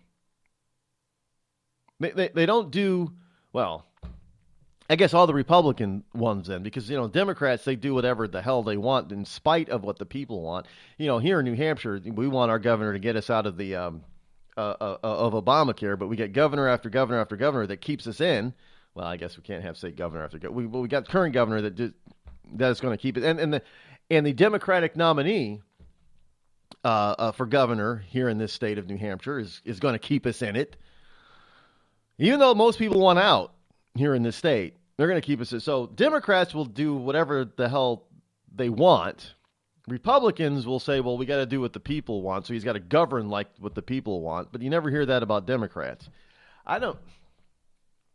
So, did not govern as a libertarian. I'm just saying, folks, he did not. In fact, from what I can recall, state government under Weld grew. It didn't get smaller, it got bigger. So, it's the same with Romney. We did Romney Care. When Romney was governor of Massachusetts, he introduced. So don't tell me about. It would be Bill Weld running on a libertarian ticket would be like Mitt Romney running on a libertarian ticket. It's asinine, which further makes me question the judgment of who? Gary Johnson. I'm just sorry, John Stossel. You're barking up the wrong tree on that one. I respect you, and you've often been right about a lot of stuff, and you've brought some good stuff to us over the years, and you've exposed a bunch of stuff. And even some of your libertarian ideals have some merit, but this isn't one of them. I don't know how the hell you can defend Gary Johnson. I mean, he's just a total. I'm sorry. I don't get it. In any case, back to the global warming alarmist thing. From Investors Business Daily, Chicago Mayor and Clinton crony Rahm Emanuel famously said to never let a crisis go to waste in politics. In the case of Hurricane Matthew, and for those of you in Rush Limbaugh's Rio Linda, that's how I pronounce Matthew. Matthew. How do you spell that? Mattchew. Matthew. Political operatives and global warming true believers might have wanted the crisis to be worse than it actually was. It would be consistent with their history. Their histoire. Hurricane Matthew killed at least 30 Americans and more than 1,000 in total across its destructive path. Damage is estimated to be at around $5 billion. But apparently that's not enough death and destruction for the alarmists. Before Matthew made landfall Saturday in South Carolina, it had been more than 4,000 days since the last hurricane hit the U.S. That's more than 10 years. 10 years, 11 months, and about a week to be exact. 10 years. So 11 years, roughly speaking. 10 years, over 10 years, 11 months. So 11 years, roughly speaking. The alarmists are itching for a large-scale disaster because every day that went by without a hurricane, especially an epic hurricane, meant that their predictions that man-made global warming was going to cause more and bigger storms was another day that made them look like the cons and hopelessly conned that they are. I mean, you can tell these people, oh yeah, we're getting this and we're getting that, it's getting warmer. Love it when they say, oh yeah, it's getting warmer. Planet's getting warmer. Oh, but then now we have these satellite pictures that show North and South Pole ice caps growing. It's getting warmer. And yet, over the past, the 5 years that it's supposed to be getting these record temperatures, we've had the Great Lakes at over, 90% freeze over, ice over. You don't get that unless it's freaking cold. Oh, then they tried telling us, oh, yeah, well, heating up makes things colder. Yeah, didn't Ben Affleck have a movie like that?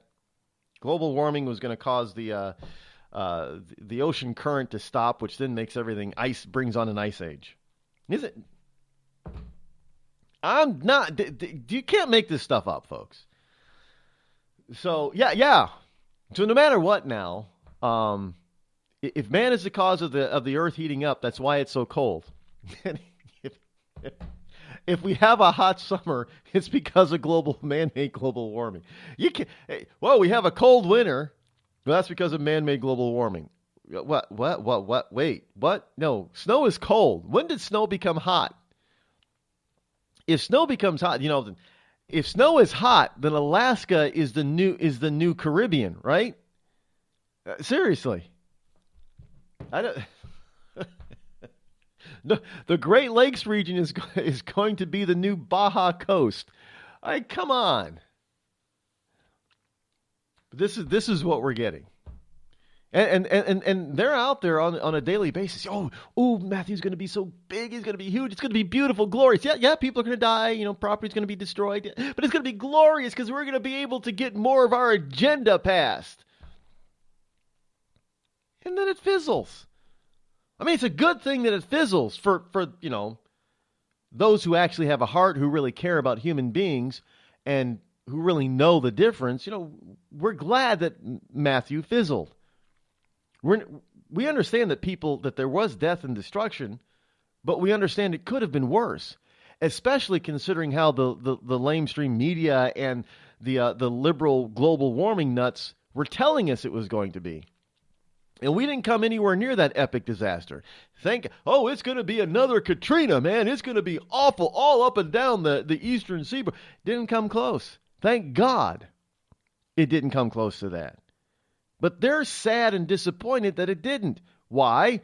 Because if it did, it would have been easier for them to get their personalized social agenda passed. And it would have been easier for Hillary Clinton to say, see, I told you Donald Trump doesn't care.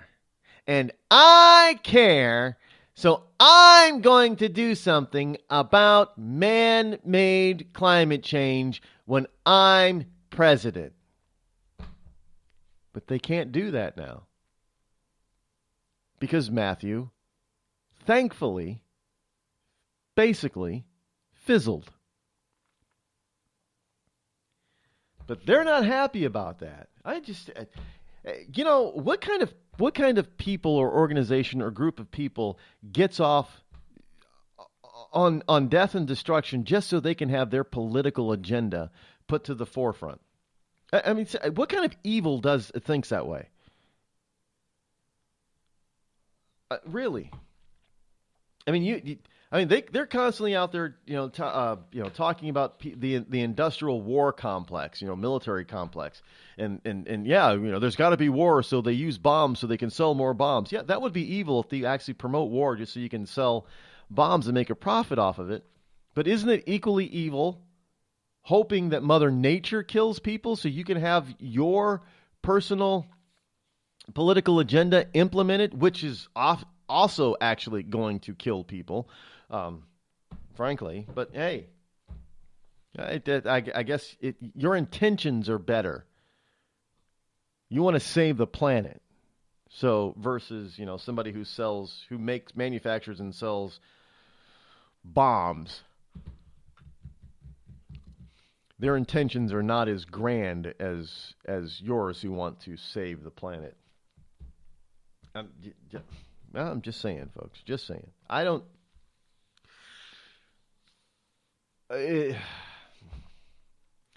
moving on. Here we have the Grabian News, Grabian.com. This is another news site that I'd never heard of, but all of a sudden it came across my news feed. I'm like, what the? My news feed is pretty, well, it's pretty broad. So it's going to pull in stuff from places that, sites I'd never heard of. And my news feed is One of the things that, you have these RSS feeds, that you can design. And one of the criteria list a page or site that you like to follow. And there's a couple of sites that I do, and that I list that I like to follow, and it's Yahoo, actually, and Drudge is another, and MSN, the big aggregates like that. Or the pages that I put into the RSS feed that I like to follow. So they're grabbing this stuff. My newsfeed grabs this stuff from all over the place. And this one came in at Grabien.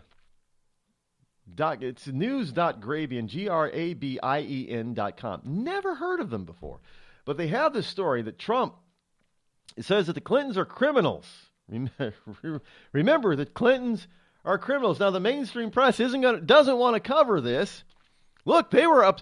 You saw how mad they got when Trump, at the last debate, Trump said that Hillary should be in jail. I mean, they were ticked. Anderson Little. what's Anderson Cooper? He was ticked off. Understand Cooper is also. By the way, do people know that they don't know this because of his last name, but Anderson Cooper is a Vanderbilt. Yes. A Vanderbilt of the very wealthy Vanderbilt clan. Yeah, that kind of Vanderbilt. Yeah, his mom is a Vanderbilt. Her name was Vanderbilt, so yes, she's a Vanderbilt. That's not true, Rod. Well, her name was Gloria Vanderbilt, and she's a daughter or a granddaughter of Vanderbilt himself. That's not true. Yeah, I'm sorry. Family tree is true. Anderson is a great-grandchild, right? Great-grandchild. He's not a great-great. He's a great-grandchild. Yes. So, Anderson Cooper's got money other than his salary from doing news. Just saying. And, yes, Anderson Cooper is openly homosexual. And I'm not saying that he should be in the closet. He can do whatever the hell he wants in his private life. And he's one that isn't flamboyant. I'll give Anderson this. He's not flamboyant. He doesn't put it in your face. He isn't always talking about it. I respect him for that. I really do. Because he has a bully pulpit where he could just throw it in everybody's face constantly all the time. And he does not do that. I give him props for that. Good job on that. He doesn't throw it because, obviously straight news anchors and people don't throw their straightness in everybody's face. So Anderson doesn't feel the need to throw his homosexuality in everybody's face. And I appreciate props because a lot of other people who would have the opportunity that Anderson has would and do throw it in our face that they're of the alternative lifestyle. And you hardly know that Anderson is, really. He doesn't act like it. He doesn't sound like it. He doesn't promote like it. He doesn't constantly throw it in your face. And I don't, he's a liberal news nut job. He's a liberal hack. But other than that, I can give props and respect and kudos due where it is due. And, he's all right in that area. He's not bad. So props to Anderson Cooper on that. But you know what? You got to check your emotions at the door when you're a moderator, and you cannot protect the one candidate over another like he tried to do at the last debate. It was just obvious. Obvious. And that's pretty sad because how can you call yourself objective when you're that obvious that you're in the corner of one candidate or the other?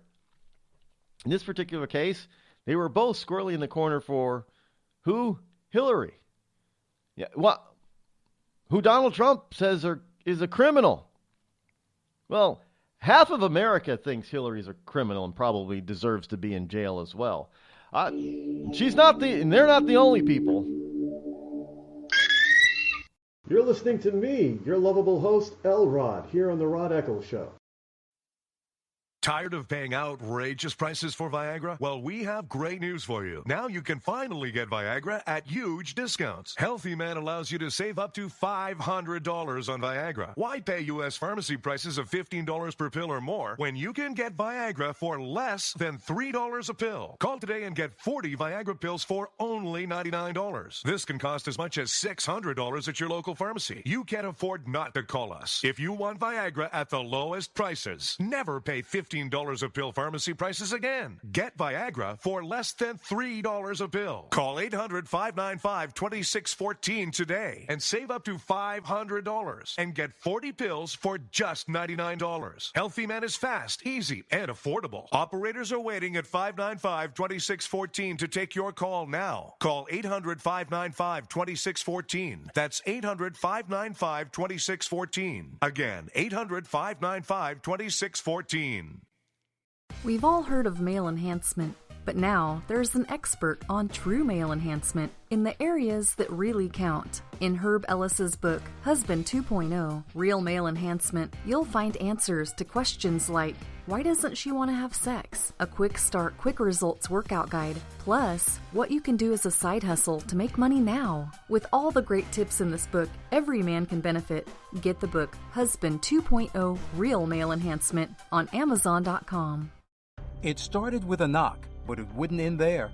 What happens in the story next, many wouldn't understand, and most wouldn't believe. 5 + 2 = Perfection by Samuel Rosette Jr. is a must-read. The scriptures within are reminders of the ancient past, and yet intriguingly infuses with texts which stand on the edge of the stage of relevancy. Available online at Westbow Press, Amazon, Books A Million, Barnes & Noble, and SamuelRosetteJr.com. This holiday season, help Soldiers for Stockings improve the morale and welfare of members of our armed forces deployed overseas. Now through November 20th, there is so much work to be done, and you can help in many ways. Download the stocking pattern from stockingsforsoldiers.org and start sewing today. Volunteer to help decorate and assemble stockings. Donate Christmas candies, snacks, nuts, chips, drink mixes, DVDs, books, magazines, lip balm, toiletries, and other items needed to fill the stockings. Or help make packets of snowman soup, hot chocolate, to send along with the stockings. For more information, patterns, and a list of items needed, visit stockingsforsoldiers.org. This holiday season, help send our troops a touch of home. For many, it's all they will receive. All stockings need to be completed by November 20th. So get started today at stockingsforsoldiers.org. That's stockingsforsoldiers.org. Stockings for Soldiers, sending stockings filled with joy to our soldiers in harm's way for the 9th consecutive year.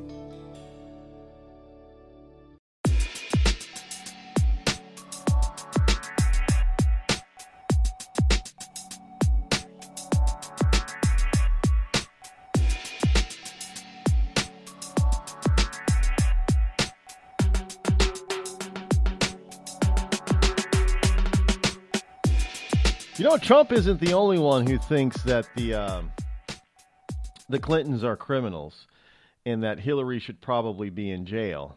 He's not the only one. Jack Abramoff. You remember him? Jack Abramoff goes off on Hillary and claims that she's the most corrupt person in history of the United States to get this close to the presidency. Now, the former super lobbyist, as they call him, super lobbyist, Jack Abramoff, who spent nearly 4 years in prison himself for fraud and corruption, he was asked about Hillary and said, I went to jail for less than what she has been accused of. And he explained why in the latest episode of the Jamie Weinstein show. I don't know who Jamie Weinstein is, but this is from the Daily Caller. And he said that he was discussing the 2016 presidential race and how to fix Washington corruption and the lessons he learned over his infamous career. And that he was talking about, look, this woman, Hillary Clinton, I went to jail for less than what she's accused of doing.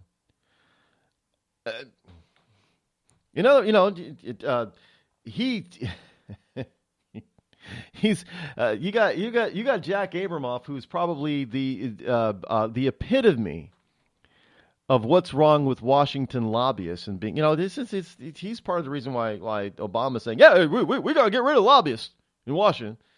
Abramoff was people like him were the reason behind the anti-lobbyist movement.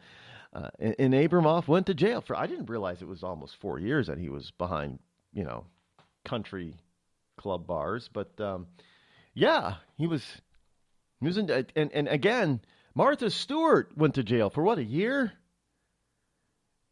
For a lot less than what Hillary Clinton has been proven to have lied not only to Congress but the FBI on numerous occasions. And Martha Stewart lies once about a stock trade, and she goes to jail. This is insanity. What we're doing to people here, it's crazy. Hey, that's just the way the old cookie crumbles, right? I guess something like that. Thousands of families affected by disasters, like the recent wildfires, urgently need support. You can help the American Red Cross provide warm meals, shelter, and hope to families when they need it most. Please donate today to Red Cross Disaster Relief to help people affected by disasters, big and small. Go to redcross.org or call 1-800-RED-CROSS today. Your support is critical. We can't do it without you. See that cute little dog in the pet store window? Chances are it came from a puppy mill, a breeding facility that forces caged, neglected, and often sick dogs to churn out puppy after puppy to be sold for profit. Meanwhile, millions of wonderful, healthy pets end up in animal shelters. This leads to the killing of more than 9,000 by the end of today. But with one simple choice, you can help, just by deciding to adopt instead of purchase your next pet. Animal shelters are full of amazing pets looking for a home. When you adopt your new best friend, not only are you saving a life, you're taking a stand against puppy mills. When your friends see the smart choice and impact you've made, they adopt their next pet and share with 5 of their friends, who share with 5 more. Before long, thousands get involved. Pet stores stop selling dogs from puppy mills, and even more lives are saved. And with your help, we can save them all. Visit bestfriends.org/puppymills to learn more. It's Thursday night, and you're grabbing drinks with some friends. Started off with a pitcher for the table, which quickly becomes 2. There's pool. And there's the photo booth. All right, everybody squeeze in. Say cheese! Followed naturally by an order of wings. And another. Can we get some extra ranch sauce? Then there's the ceremonial nightcap. So what are we doing this weekend? And lastly, it's back to the car, which, if you're buzzed,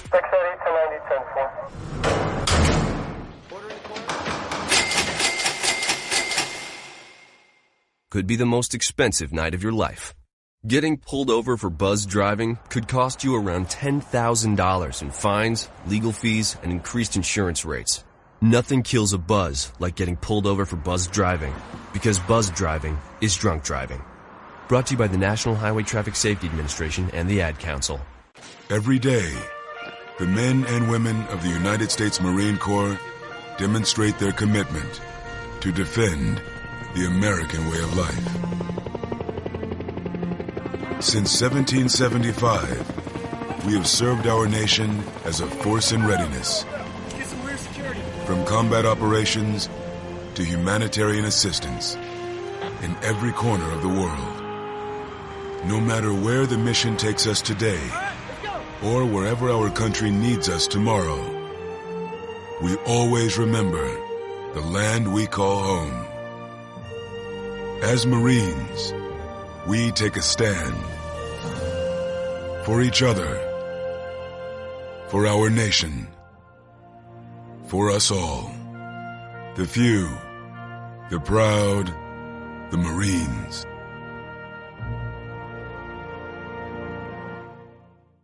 It's pretty amazing when you consider that 7 years ago, we didn't have the treatments we have now. We cure 80% of children with cancer. Go back 50 years, we were curing 20 to 30%.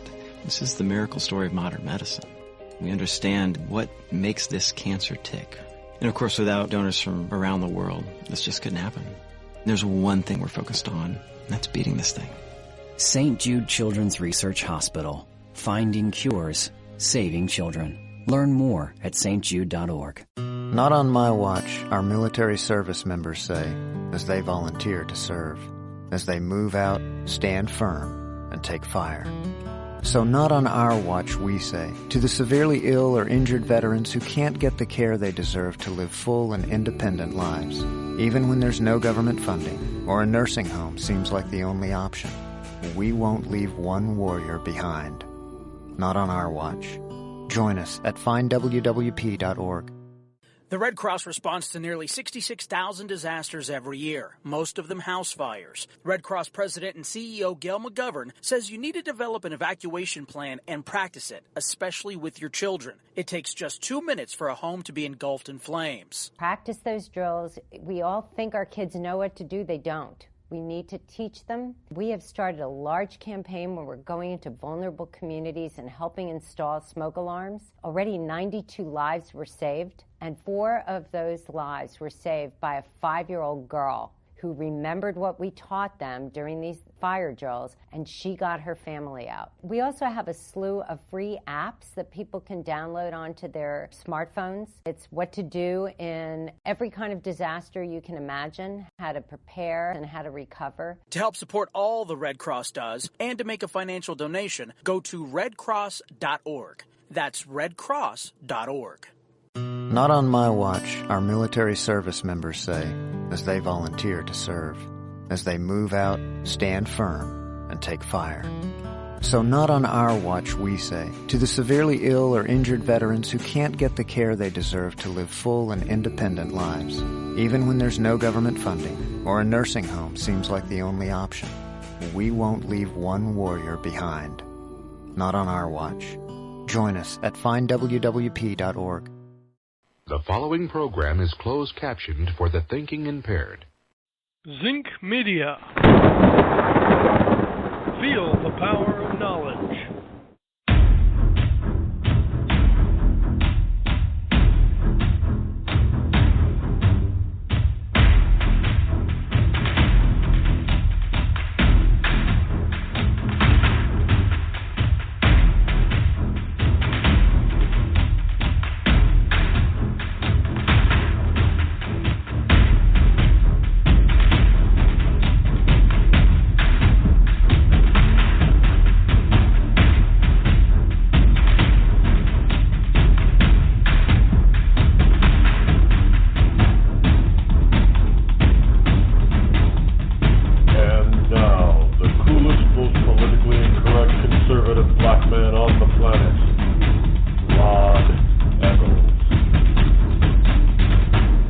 Welcome back to hour number 3 here on the Rod Eccles Show. I am, of course, your wonderful host, the Rod of Truth, Rod, here as we celebrate this Friday, October the 14th moment, which is, yes, it is, Freedom Friday.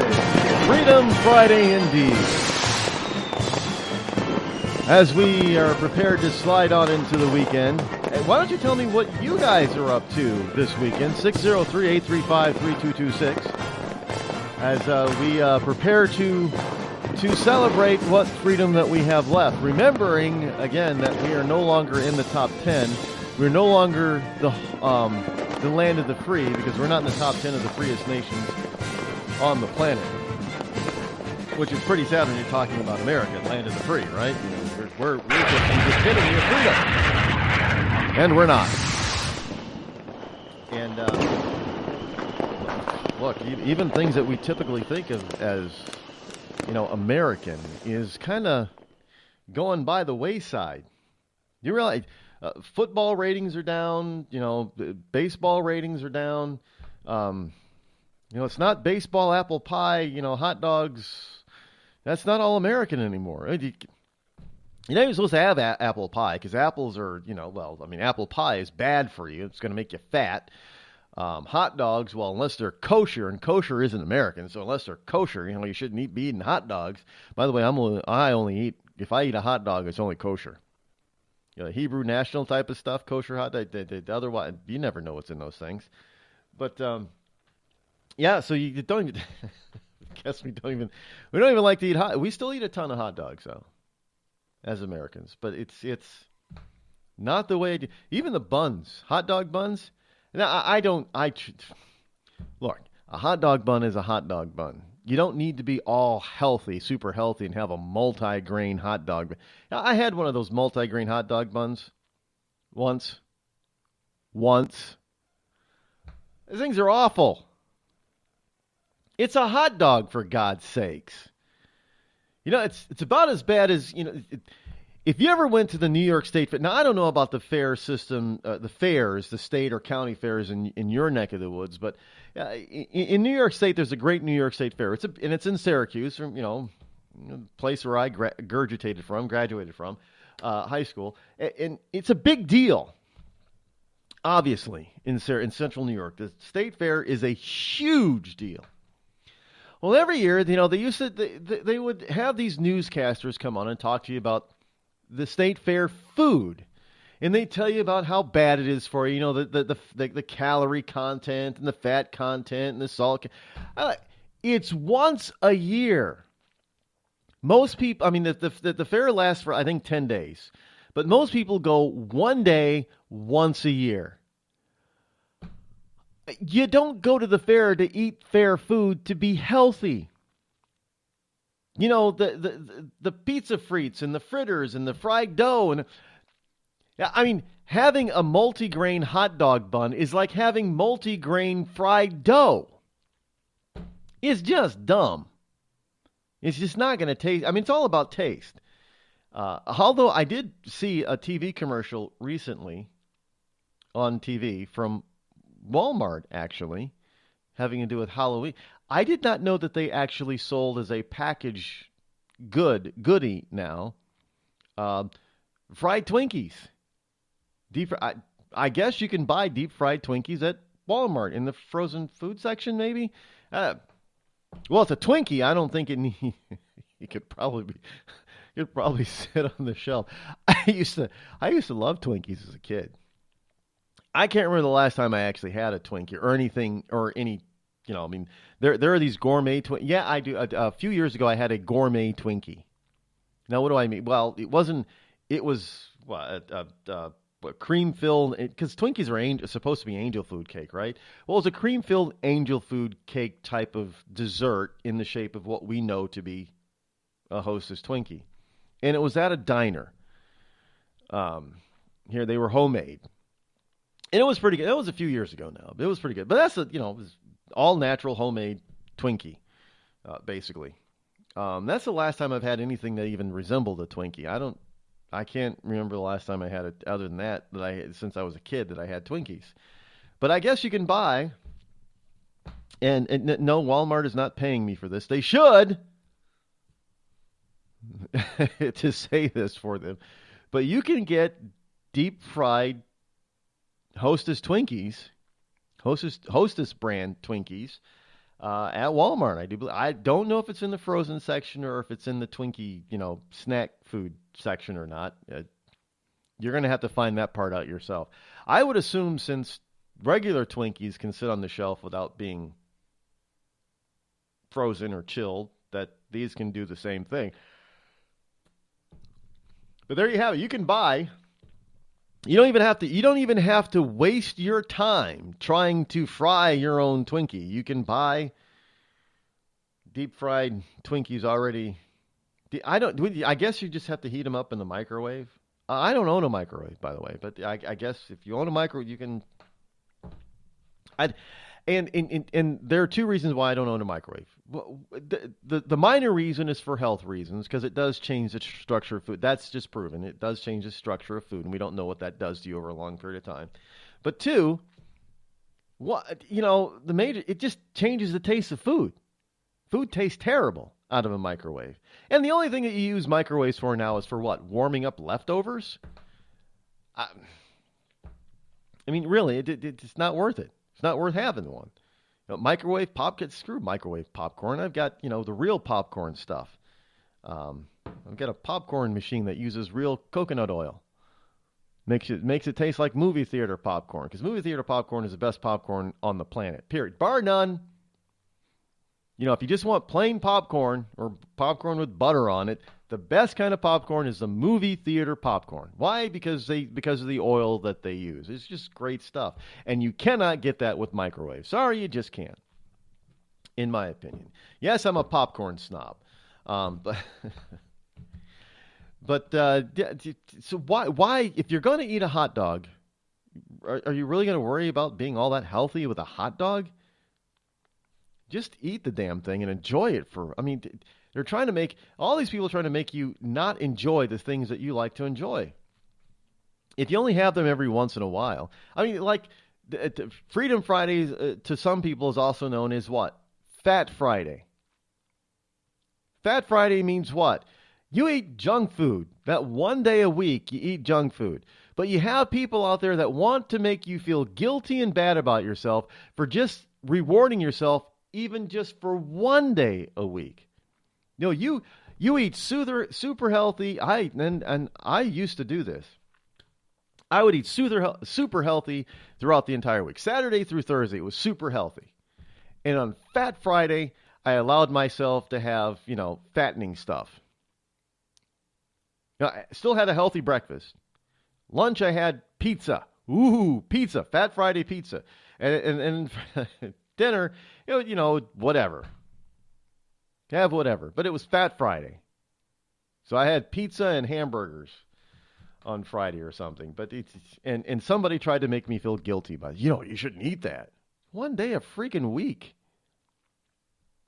Give me a break.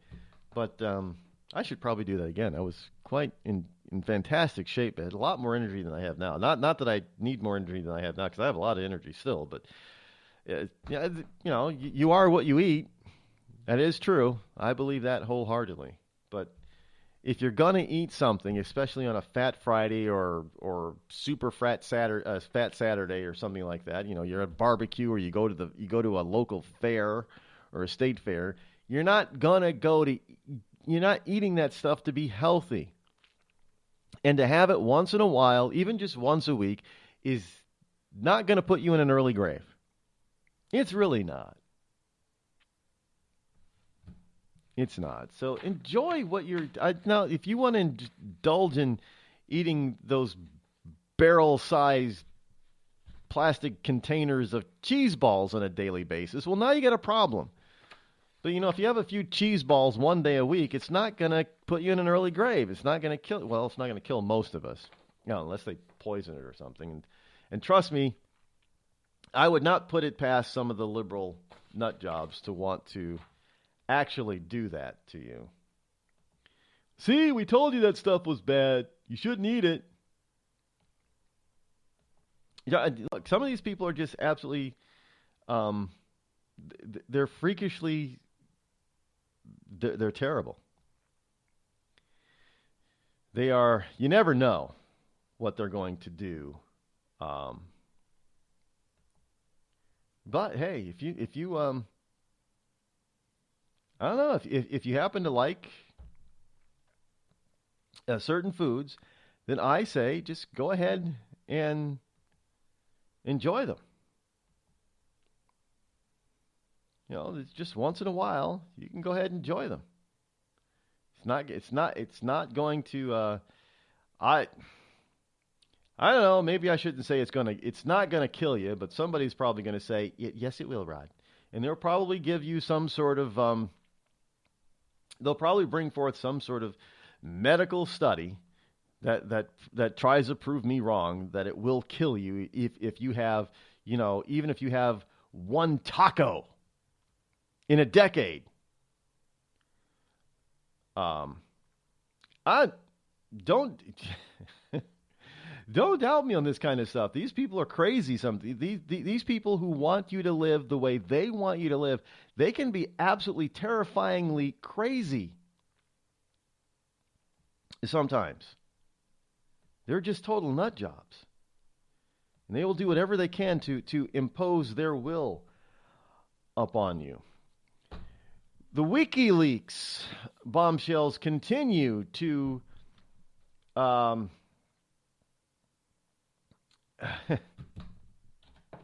The WikiLeaks continues to expose what the reality of the Clintonistas are really like. John Podesta, wasn't it that who was it on the Trump side, Trump campaign? He resigned because it came about that he did some work from Putin people, friendly people in Russia. He liked the Ruskies. And now we find out through the WikiLeaks that John Podesta owns 75,000 shares in a Putin-connected energy company. So, Putin bad if Trump likes him or Trump deals with him, but Putin good if Clinton deals with him. I mean, do you realize that Hillary Clinton's campaign chairman, John Podesta's membership on the executive board of an energy company, Joule Unlimited, Joule, which received millions from a Putin-connected Russian government fund, also included 75,000 common shares, according to an email exchange uncovered by WikiLeaks. In the newly uncovered email exchange under the subject Podesta Outstanding Docs for Joule, Erin Sepp, and she spells E-R-Y-N, Sepp, S-E-P-P, who was an assistant to Podesta at the Center for American Progress, an ultra-liberal organization, forwarded a message to Podesta from Mark C. Solakian, Solakian, who was Senior Vice President and General Counsel at Joule Unlimited Technologies Incorporated. It is my understanding that John transferred the resulting 75,000 common shares from the option exercise to Leonidio LLC, Leonidio LLC, Slovakian wrote, back in January 2014, referencing the Delaware-based holding company. As such, we would need to edit the transfer of share agreement to reflect the transfer of 75,000 common shares to that LLC. Podesta's membership on the board of directors at Joule Unlimited was first revealed in research from Breitbart News senior editor-at-large Government Accountability Institute, GAI, Peter Schweitzer. And, so it's okay for Podesta to be, to make money off of Putin and Putin-connected people and companies and Russians. But Trump's people, do it. And, just like Trump, it could be years ago. And they have to resign. Is Podesta resigning anytime? Does anybody know? I haven't seen anything crossing my newsfeed of Podesta. No breaking news. Podesta resigns. I haven't seen it. Nope. Look, I'm not going to hold my breath for it, but I'm not witnessing Podesta resigning any position whatsoever yet. From the Clintons. But we can still hold out hope that they actually decide one day to become honest, straightforward, and honest citizens. Yeah, I think I'm going to pass out from holding my breath before that happens. You're listening to me, your lovable host, Rod, here on the Rod Eccles Show.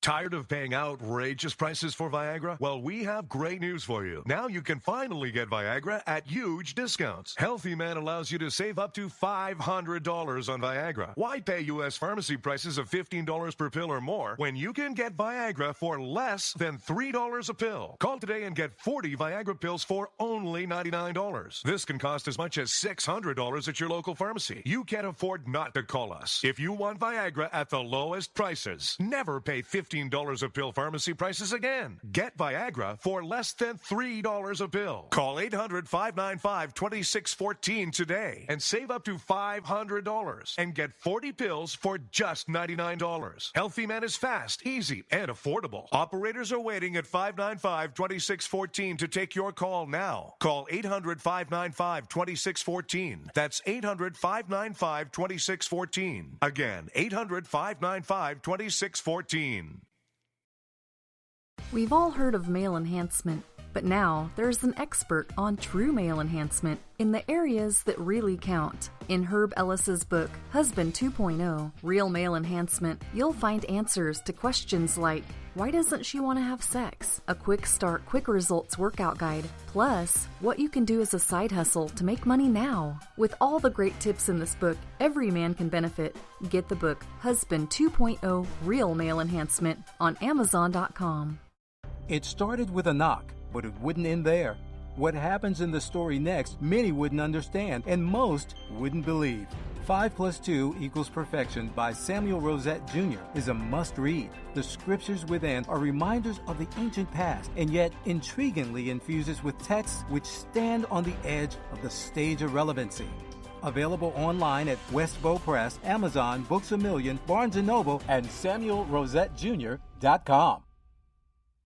This holiday season, help Soldiers for Stockings improve the morale and welfare of members of our armed forces deployed overseas. Now through November 20th, there is so much work to be done, and you can help in many ways. Download the stocking pattern from stockingsforsoldiers.org and start sewing today. Volunteer to help decorate and assemble stockings. Donate Christmas candies, snacks, nuts, chips, drink mixes, DVDs, books, magazines, lip balm, toiletries, and other items needed to fill the stockings. Or help make packets of snowman soup, hot chocolate, to send along with the stockings. For more information, patterns, and a list of items needed, visit stockingsforsoldiers.org. This holiday season, help send our troops a touch of home. For many, it's all they will receive. All stockings need to be completed by November 20th. So get started today at stockingsforsoldiers.org. That's stockingsforsoldiers.org. Stockings for Soldiers, sending stockings filled with joy to our soldiers in harm's way for the 9th consecutive year.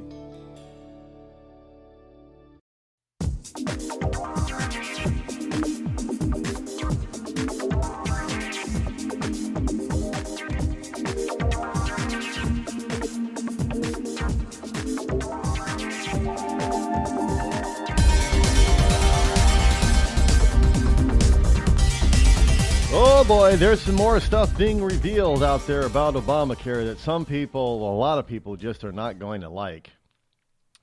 Unfortunately. But hey, it's stuff that, you know, people like I have warned you about. And this is from AP, Associated Press, no less. Medicare unveils far-reaching overhaul of doctors' pay. Because as everybody knows, you know, these doctors shouldn't be making money. They shouldn't be able to pay their own bills. They shouldn't be able, you know, to make six figures off of their knowledge. Medicare, earlier today, you know, one of those document dumps, unveiled a far-reaching overhaul of how it pays doctors and other clinicians. Compensation for medical professionals will start taking into account the quality of service, not just the quantity. The massive regulation, new regulation known as MACRA, M-A-C-R-A, is meant to carry out bipartisan legislation passed by Congress and signed by President Obama last year. MACRA creates two new payment systems, or tracks, for clinicians. The majority of medical professionals billing Medicare, some 600,000 doctors, nurse practitioners, physicians' assistants, and therapists are affected. Medical practices must decide next year what track they will take. Starting in 2019, clinicians can earn higher reimbursements if they learn new ways of doing business, joining a track that's called alternative payment models.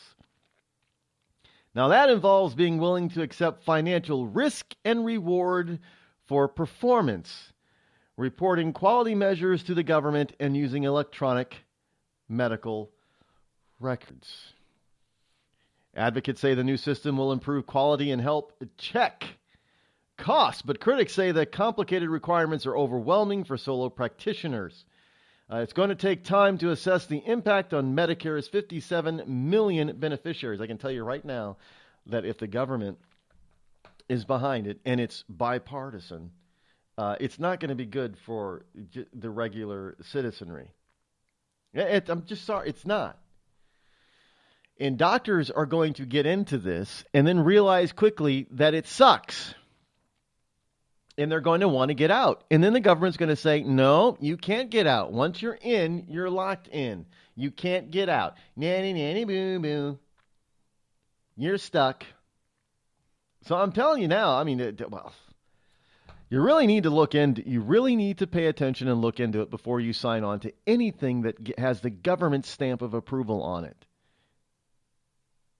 Because if they want you to do it, but volunteer, because understand this, you're probably going to be forced to do it eventually anyway, because people are going to look into this and say it's a bad deal, it's a bad time, it's going to be bad for everybody involved, the patient and the doctor or the clinician. So don't do it.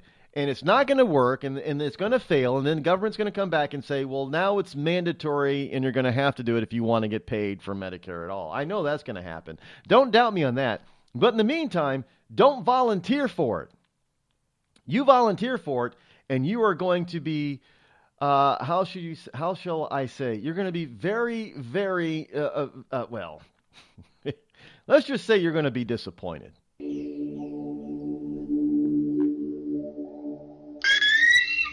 The Red Cross responds to nearly 66,000 disasters every year, most of them house fires. Red Cross President and CEO Gail McGovern says you need to develop an evacuation plan and practice it, especially with your children. It takes just 2 minutes for a home to be engulfed in flames. Practice those drills. We all think our kids know what to do. They don't. We need to teach them. We have started a large campaign where we're going into vulnerable communities and helping install smoke alarms. Already 92 lives were saved, and 4 of those lives were saved by a 5-year-old girl who remembered what we taught them during these fire drills, and she got her family out. We also have a slew of free apps that people can download onto their smartphones. It's what to do in every kind of disaster you can imagine, how to prepare and how to recover. To help support all the Red Cross does and to make a financial donation, go to redcross.org. That's redcross.org.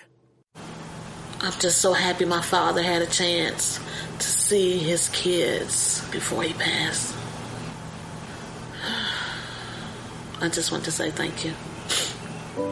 When her father fell ill, the American Red Cross was able to help get Veronica's brother home from the Navy to speak to his father one last time. It's thanks to your donations that we can connect military families when they need it most. Please donate today at redcross.org. It's Thursday night, and you're grabbing drinks with some friends. Started off with a pitcher for the table, which quickly becomes 2. There's pool. And there's the photo booth. All right, everybody squeeze in. Say cheese! Followed naturally by an order of wings. And another. Can we get some extra ranch sauce? Then there's the ceremonial nightcap. So what are we doing this weekend? And lastly, it's back to the car, which, if you're buzzed,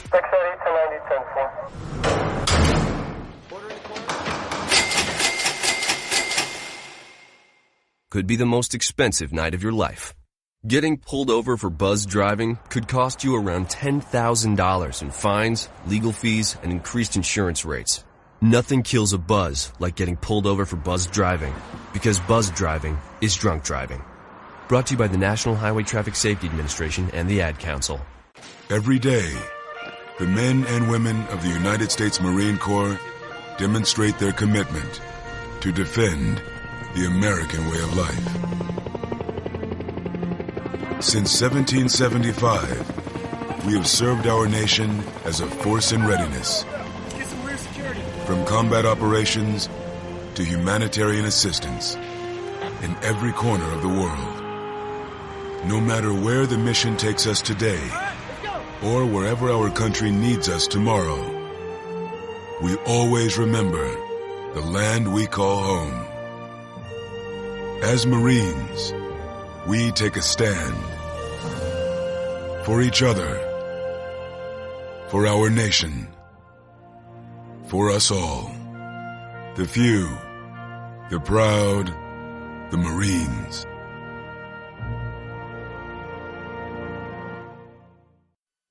I considered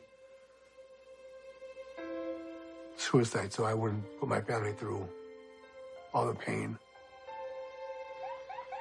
Many of our warriors are returning home from the battlefield, only to face a new war as they struggle with devastating injuries. At Wounded Warrior Project, we understand. We're there to help. Even though you think you're broken, you're not. It's the physical and the emotional healing that Wounded Warrior Project provides. With a gift of just $19 a month, you can join Wounded Warrior Project. You'll help provide critically needed programs and services that rebuild lives. Beautiful. There you go, buddy. The ongoing needs of our wounded and their families will continue for many years to come. Now is the time to show your support. Call now or go online with your gift of just $19 a month, and we'll send you this Wounded Warrior Project blanket. It made me feel that there's people out there that care about us. After this event, we can finally maybe start to heal as a family and move forward. We need your help. The families are hurting. For many of our wounded heroes, the greatest casualty is being forgotten. That's why your gift of just $19 a month is so important. Please, call or go online right now.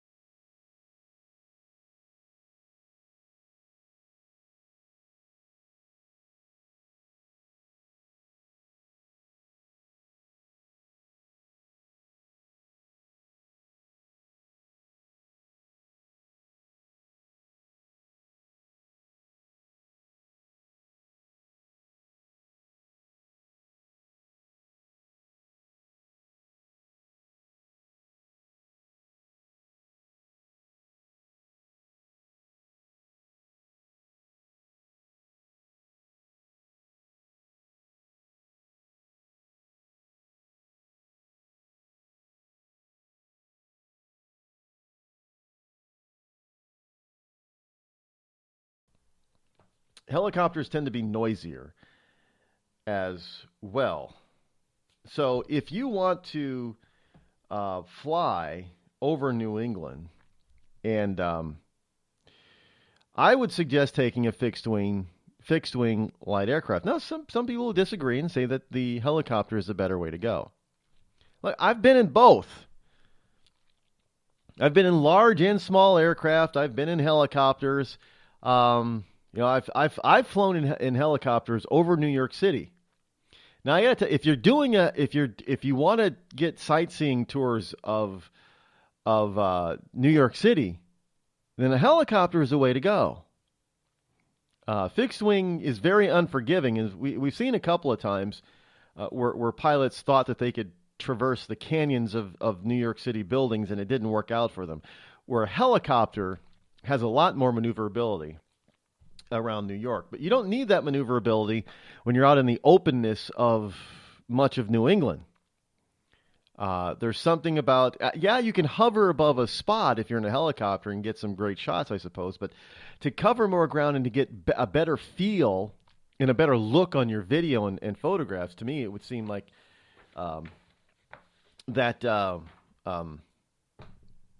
fixed-wing aircraft is the better way to go. And not to mention, if anything goes wrong with your aircraft while you're up there, well, helicopters have like a zero glide ratio or aspect.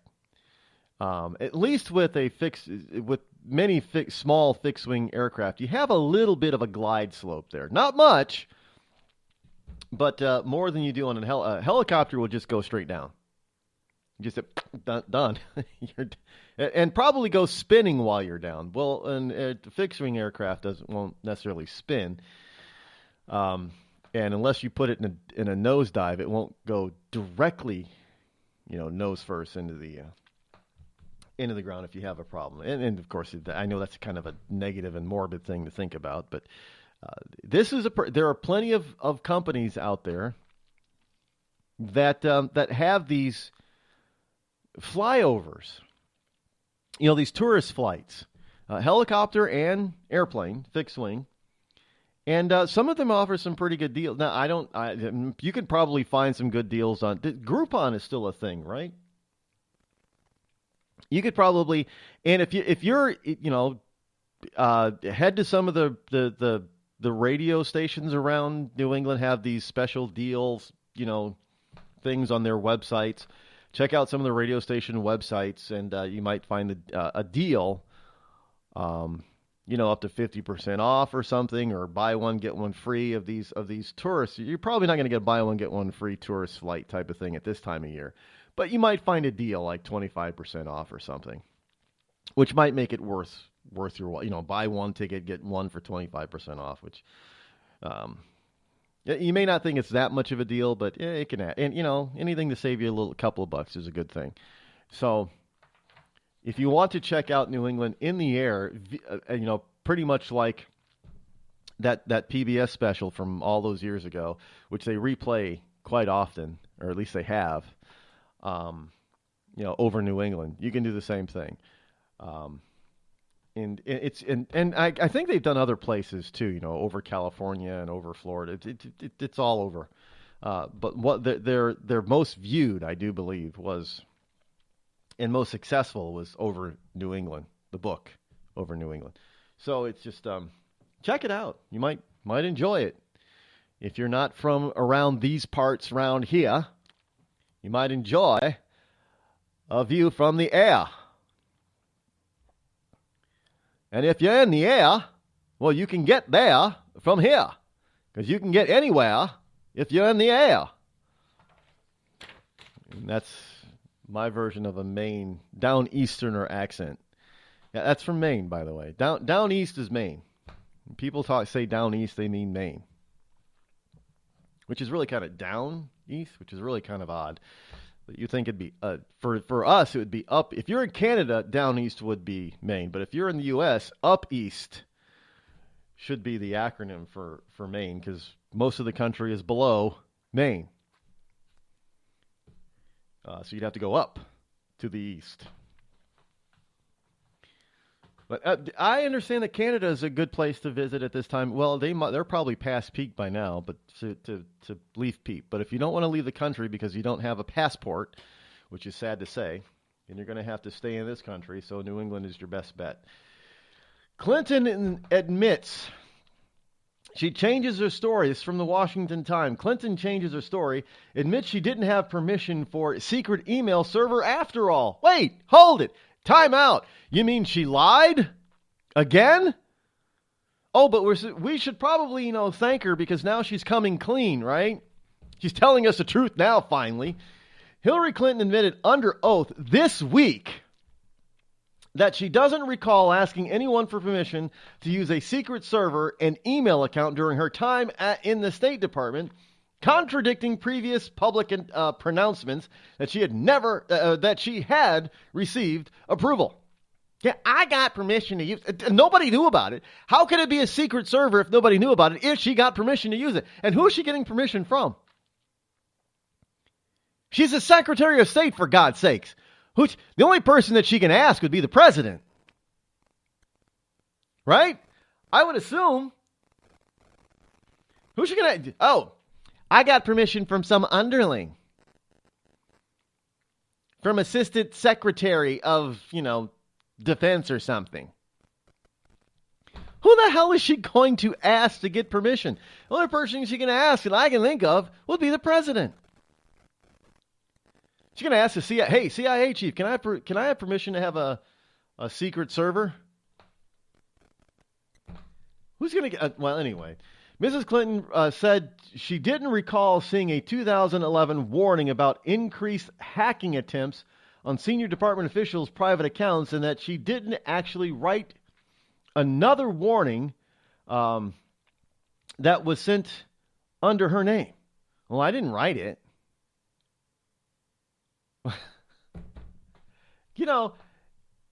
This woman, there's a story here. Where's this here in the speaking of Hillary, I had a story here in the paper pile. Got a lot here in the paper pile that we obviously are not going to have time to cover today. Hot air. Does Hillary have a serious memory problem or medical condition? Because she can't recall much of anything about her emails or much about anything else about any time or anything that she doesn't want to remember. People are asking this seriously, because every time she gets into a serious predicament, I don't recall. Now, here's a woman who wants to be the president of the United States, and she can't remember jack. At least she's claiming she can't remember jack. For the first time, Hillary Clinton answered questions under oath about her use of an unauthorized, unsecured, non-government email server for all of her government work while serving as Secretary of State. She can't recall. This means that for the first time, her answers were subject to perjury laws. Amazingly, with the threat of criminal punishment looming over her answers, the former Secretary of State and the smartest, most prepared, most qualified person to ever run for the president has a serious memory recall issue with key facts about her operations while in the State Department.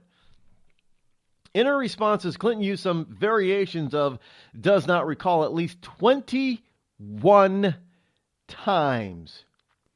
For example, Clinton was asked when she decided to use her private email account and to conduct government business and whom she consulted in making that decision. Clinton said she recalled making the decision in early 2009, but she does not recall any specific consultations regarding the decision. Asked whether she was warned that using a private email account conflicted with federal record-keeping rules, Clinton responded that she does not recall being advised, cautioned, or warned. She does not recall that it was ever suggested to her, and she does not recall participating in any communication, conversation, or meeting in which it was discussed. So in other words, either she was at the briefing that all the new cabinet members or secretaries go to in order to learn how to handle classified materials. Either she was there or not. I don't see how it's something that you would not remember. If you can't remember a briefing on how to handle classified information, are you prepared to be president? No, I think you've got a medical condition wrong with your brain. And you are not credibly conditioned or classified or prepared to be president. Sorry. So I don't recall. She's used this excuse for years, folks. Remember Whitewater? I don't recall. She's used that excuse for you. You've let her get away. I say you, meaning, generally speaking, her supporters. You've let her get away with this for years. The first time the first time I recall this woman using that line, I don't recall, was during the Whitewater investigation. Oh, I don't recall that. I don't recall this. I don't recall saying that. I don't recall attending this. I don't recall being there. She couldn't remember a damn thing.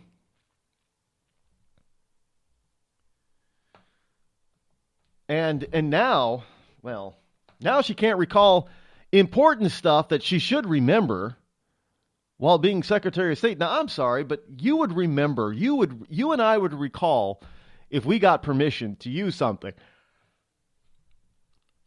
you and I would recall if if somebody told us not to do something, you and I would recall with whom we got permission to do something from. I don't recall if I got permission or not.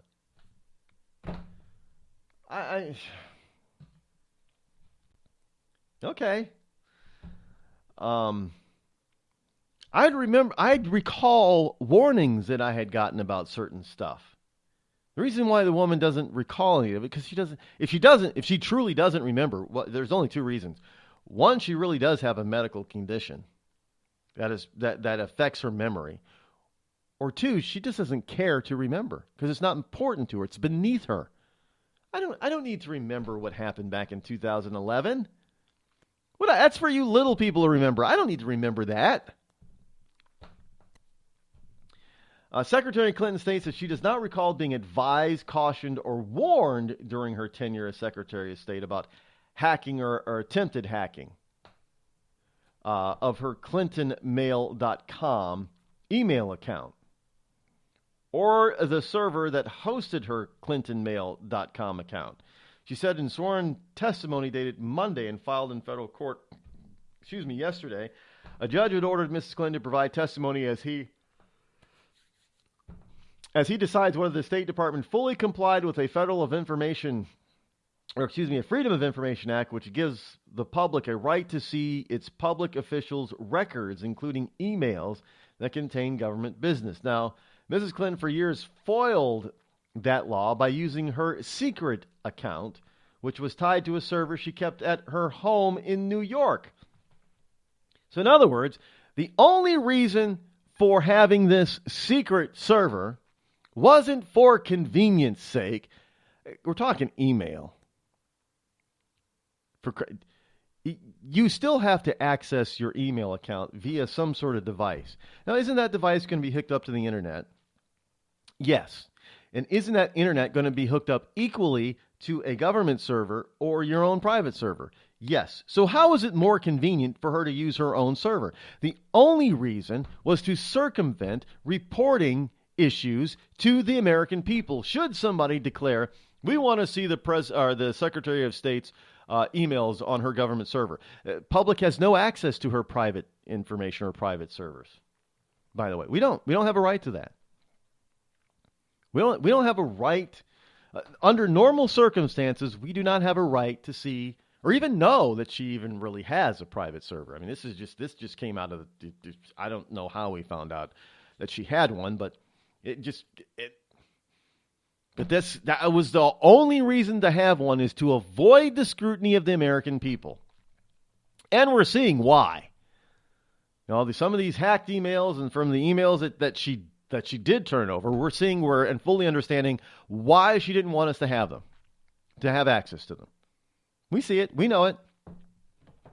Nothing more to see here is what she's trying to tell us. But it doesn't fly in the face of facts or truth with what she's been saying before. I don't recall. Of course she recalls. Of course she recalls. The woman she's playing us for patsies. She's playing us for fools. Now, I don't know what it would take for some of these people who support her to stop supporting her.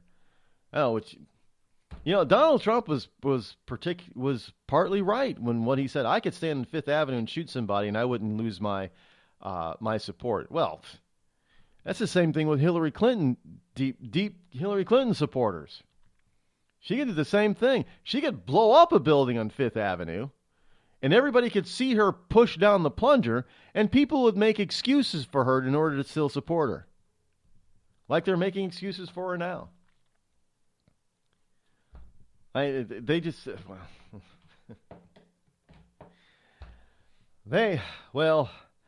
Hold on, folks. We'll be back in a moment to wrap it up for the week.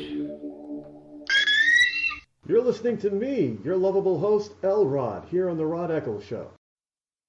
Tired of paying outrageous prices for Viagra? Well, we have great news for you. Now you can finally get Viagra at huge discounts. Healthy Man allows you to save up to $500 on Viagra. Why pay U.S. pharmacy prices of $15 per pill or more when you can get Viagra for less than $3 a pill? Call today and get 40 Viagra pills for only $99. This can cost as much as $600 at your local pharmacy. You can't afford not to call us. If you want Viagra at the lowest prices, never pay $15 a pill pharmacy prices again. Get Viagra for less than $3 a pill. Call 800-595-2614 today and save up to $500 and get 40 pills for just $99. Healthy Man is fast, easy, and affordable. Operators are waiting at 595-2614 to take your call now. Call 800-595-2614. That's 800-595-2614. Again, 800-595-2614. We've all heard of male enhancement, but now there's an expert on true male enhancement in the areas that really count. In Herb Ellis's book, Husband 2.0, Real Male Enhancement, you'll find answers to questions like, why doesn't she want to have sex? A quick start, quick results workout guide, plus what you can do as a side hustle to make money now. With all the great tips in this book, every man can benefit.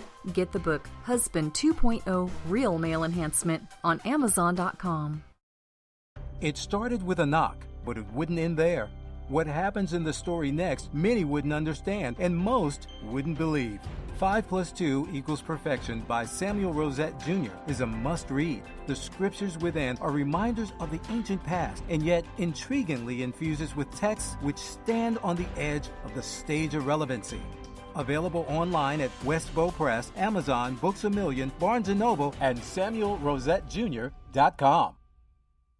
This holiday season, help Soldiers for Stockings improve the morale and welfare of members of our armed forces deployed overseas. Now through November 20th, there is so much work to be done, and you can help in many ways. Download the stocking pattern from stockingsforsoldiers.org and start sewing today. Volunteer to help decorate and assemble stockings. Donate Christmas candies, snacks, nuts, chips, drink mixes, DVDs, books, magazines, lip balm, toiletries, and other items needed to fill the stockings. Or help make packets of snowman soup, hot chocolate, to send along with the stockings. For more information, patterns, and a list of items needed, visit stockingsforsoldiers.org. This holiday season, help send our troops a touch of home. For many, it's all they will receive. All stockings need to be completed by November 20th. So get started today at stockingsforsoldiers.org. That's stockingsforsoldiers.org. Stockings for Soldiers, sending stockings filled with joy to our soldiers in harm's way for the 9th consecutive year.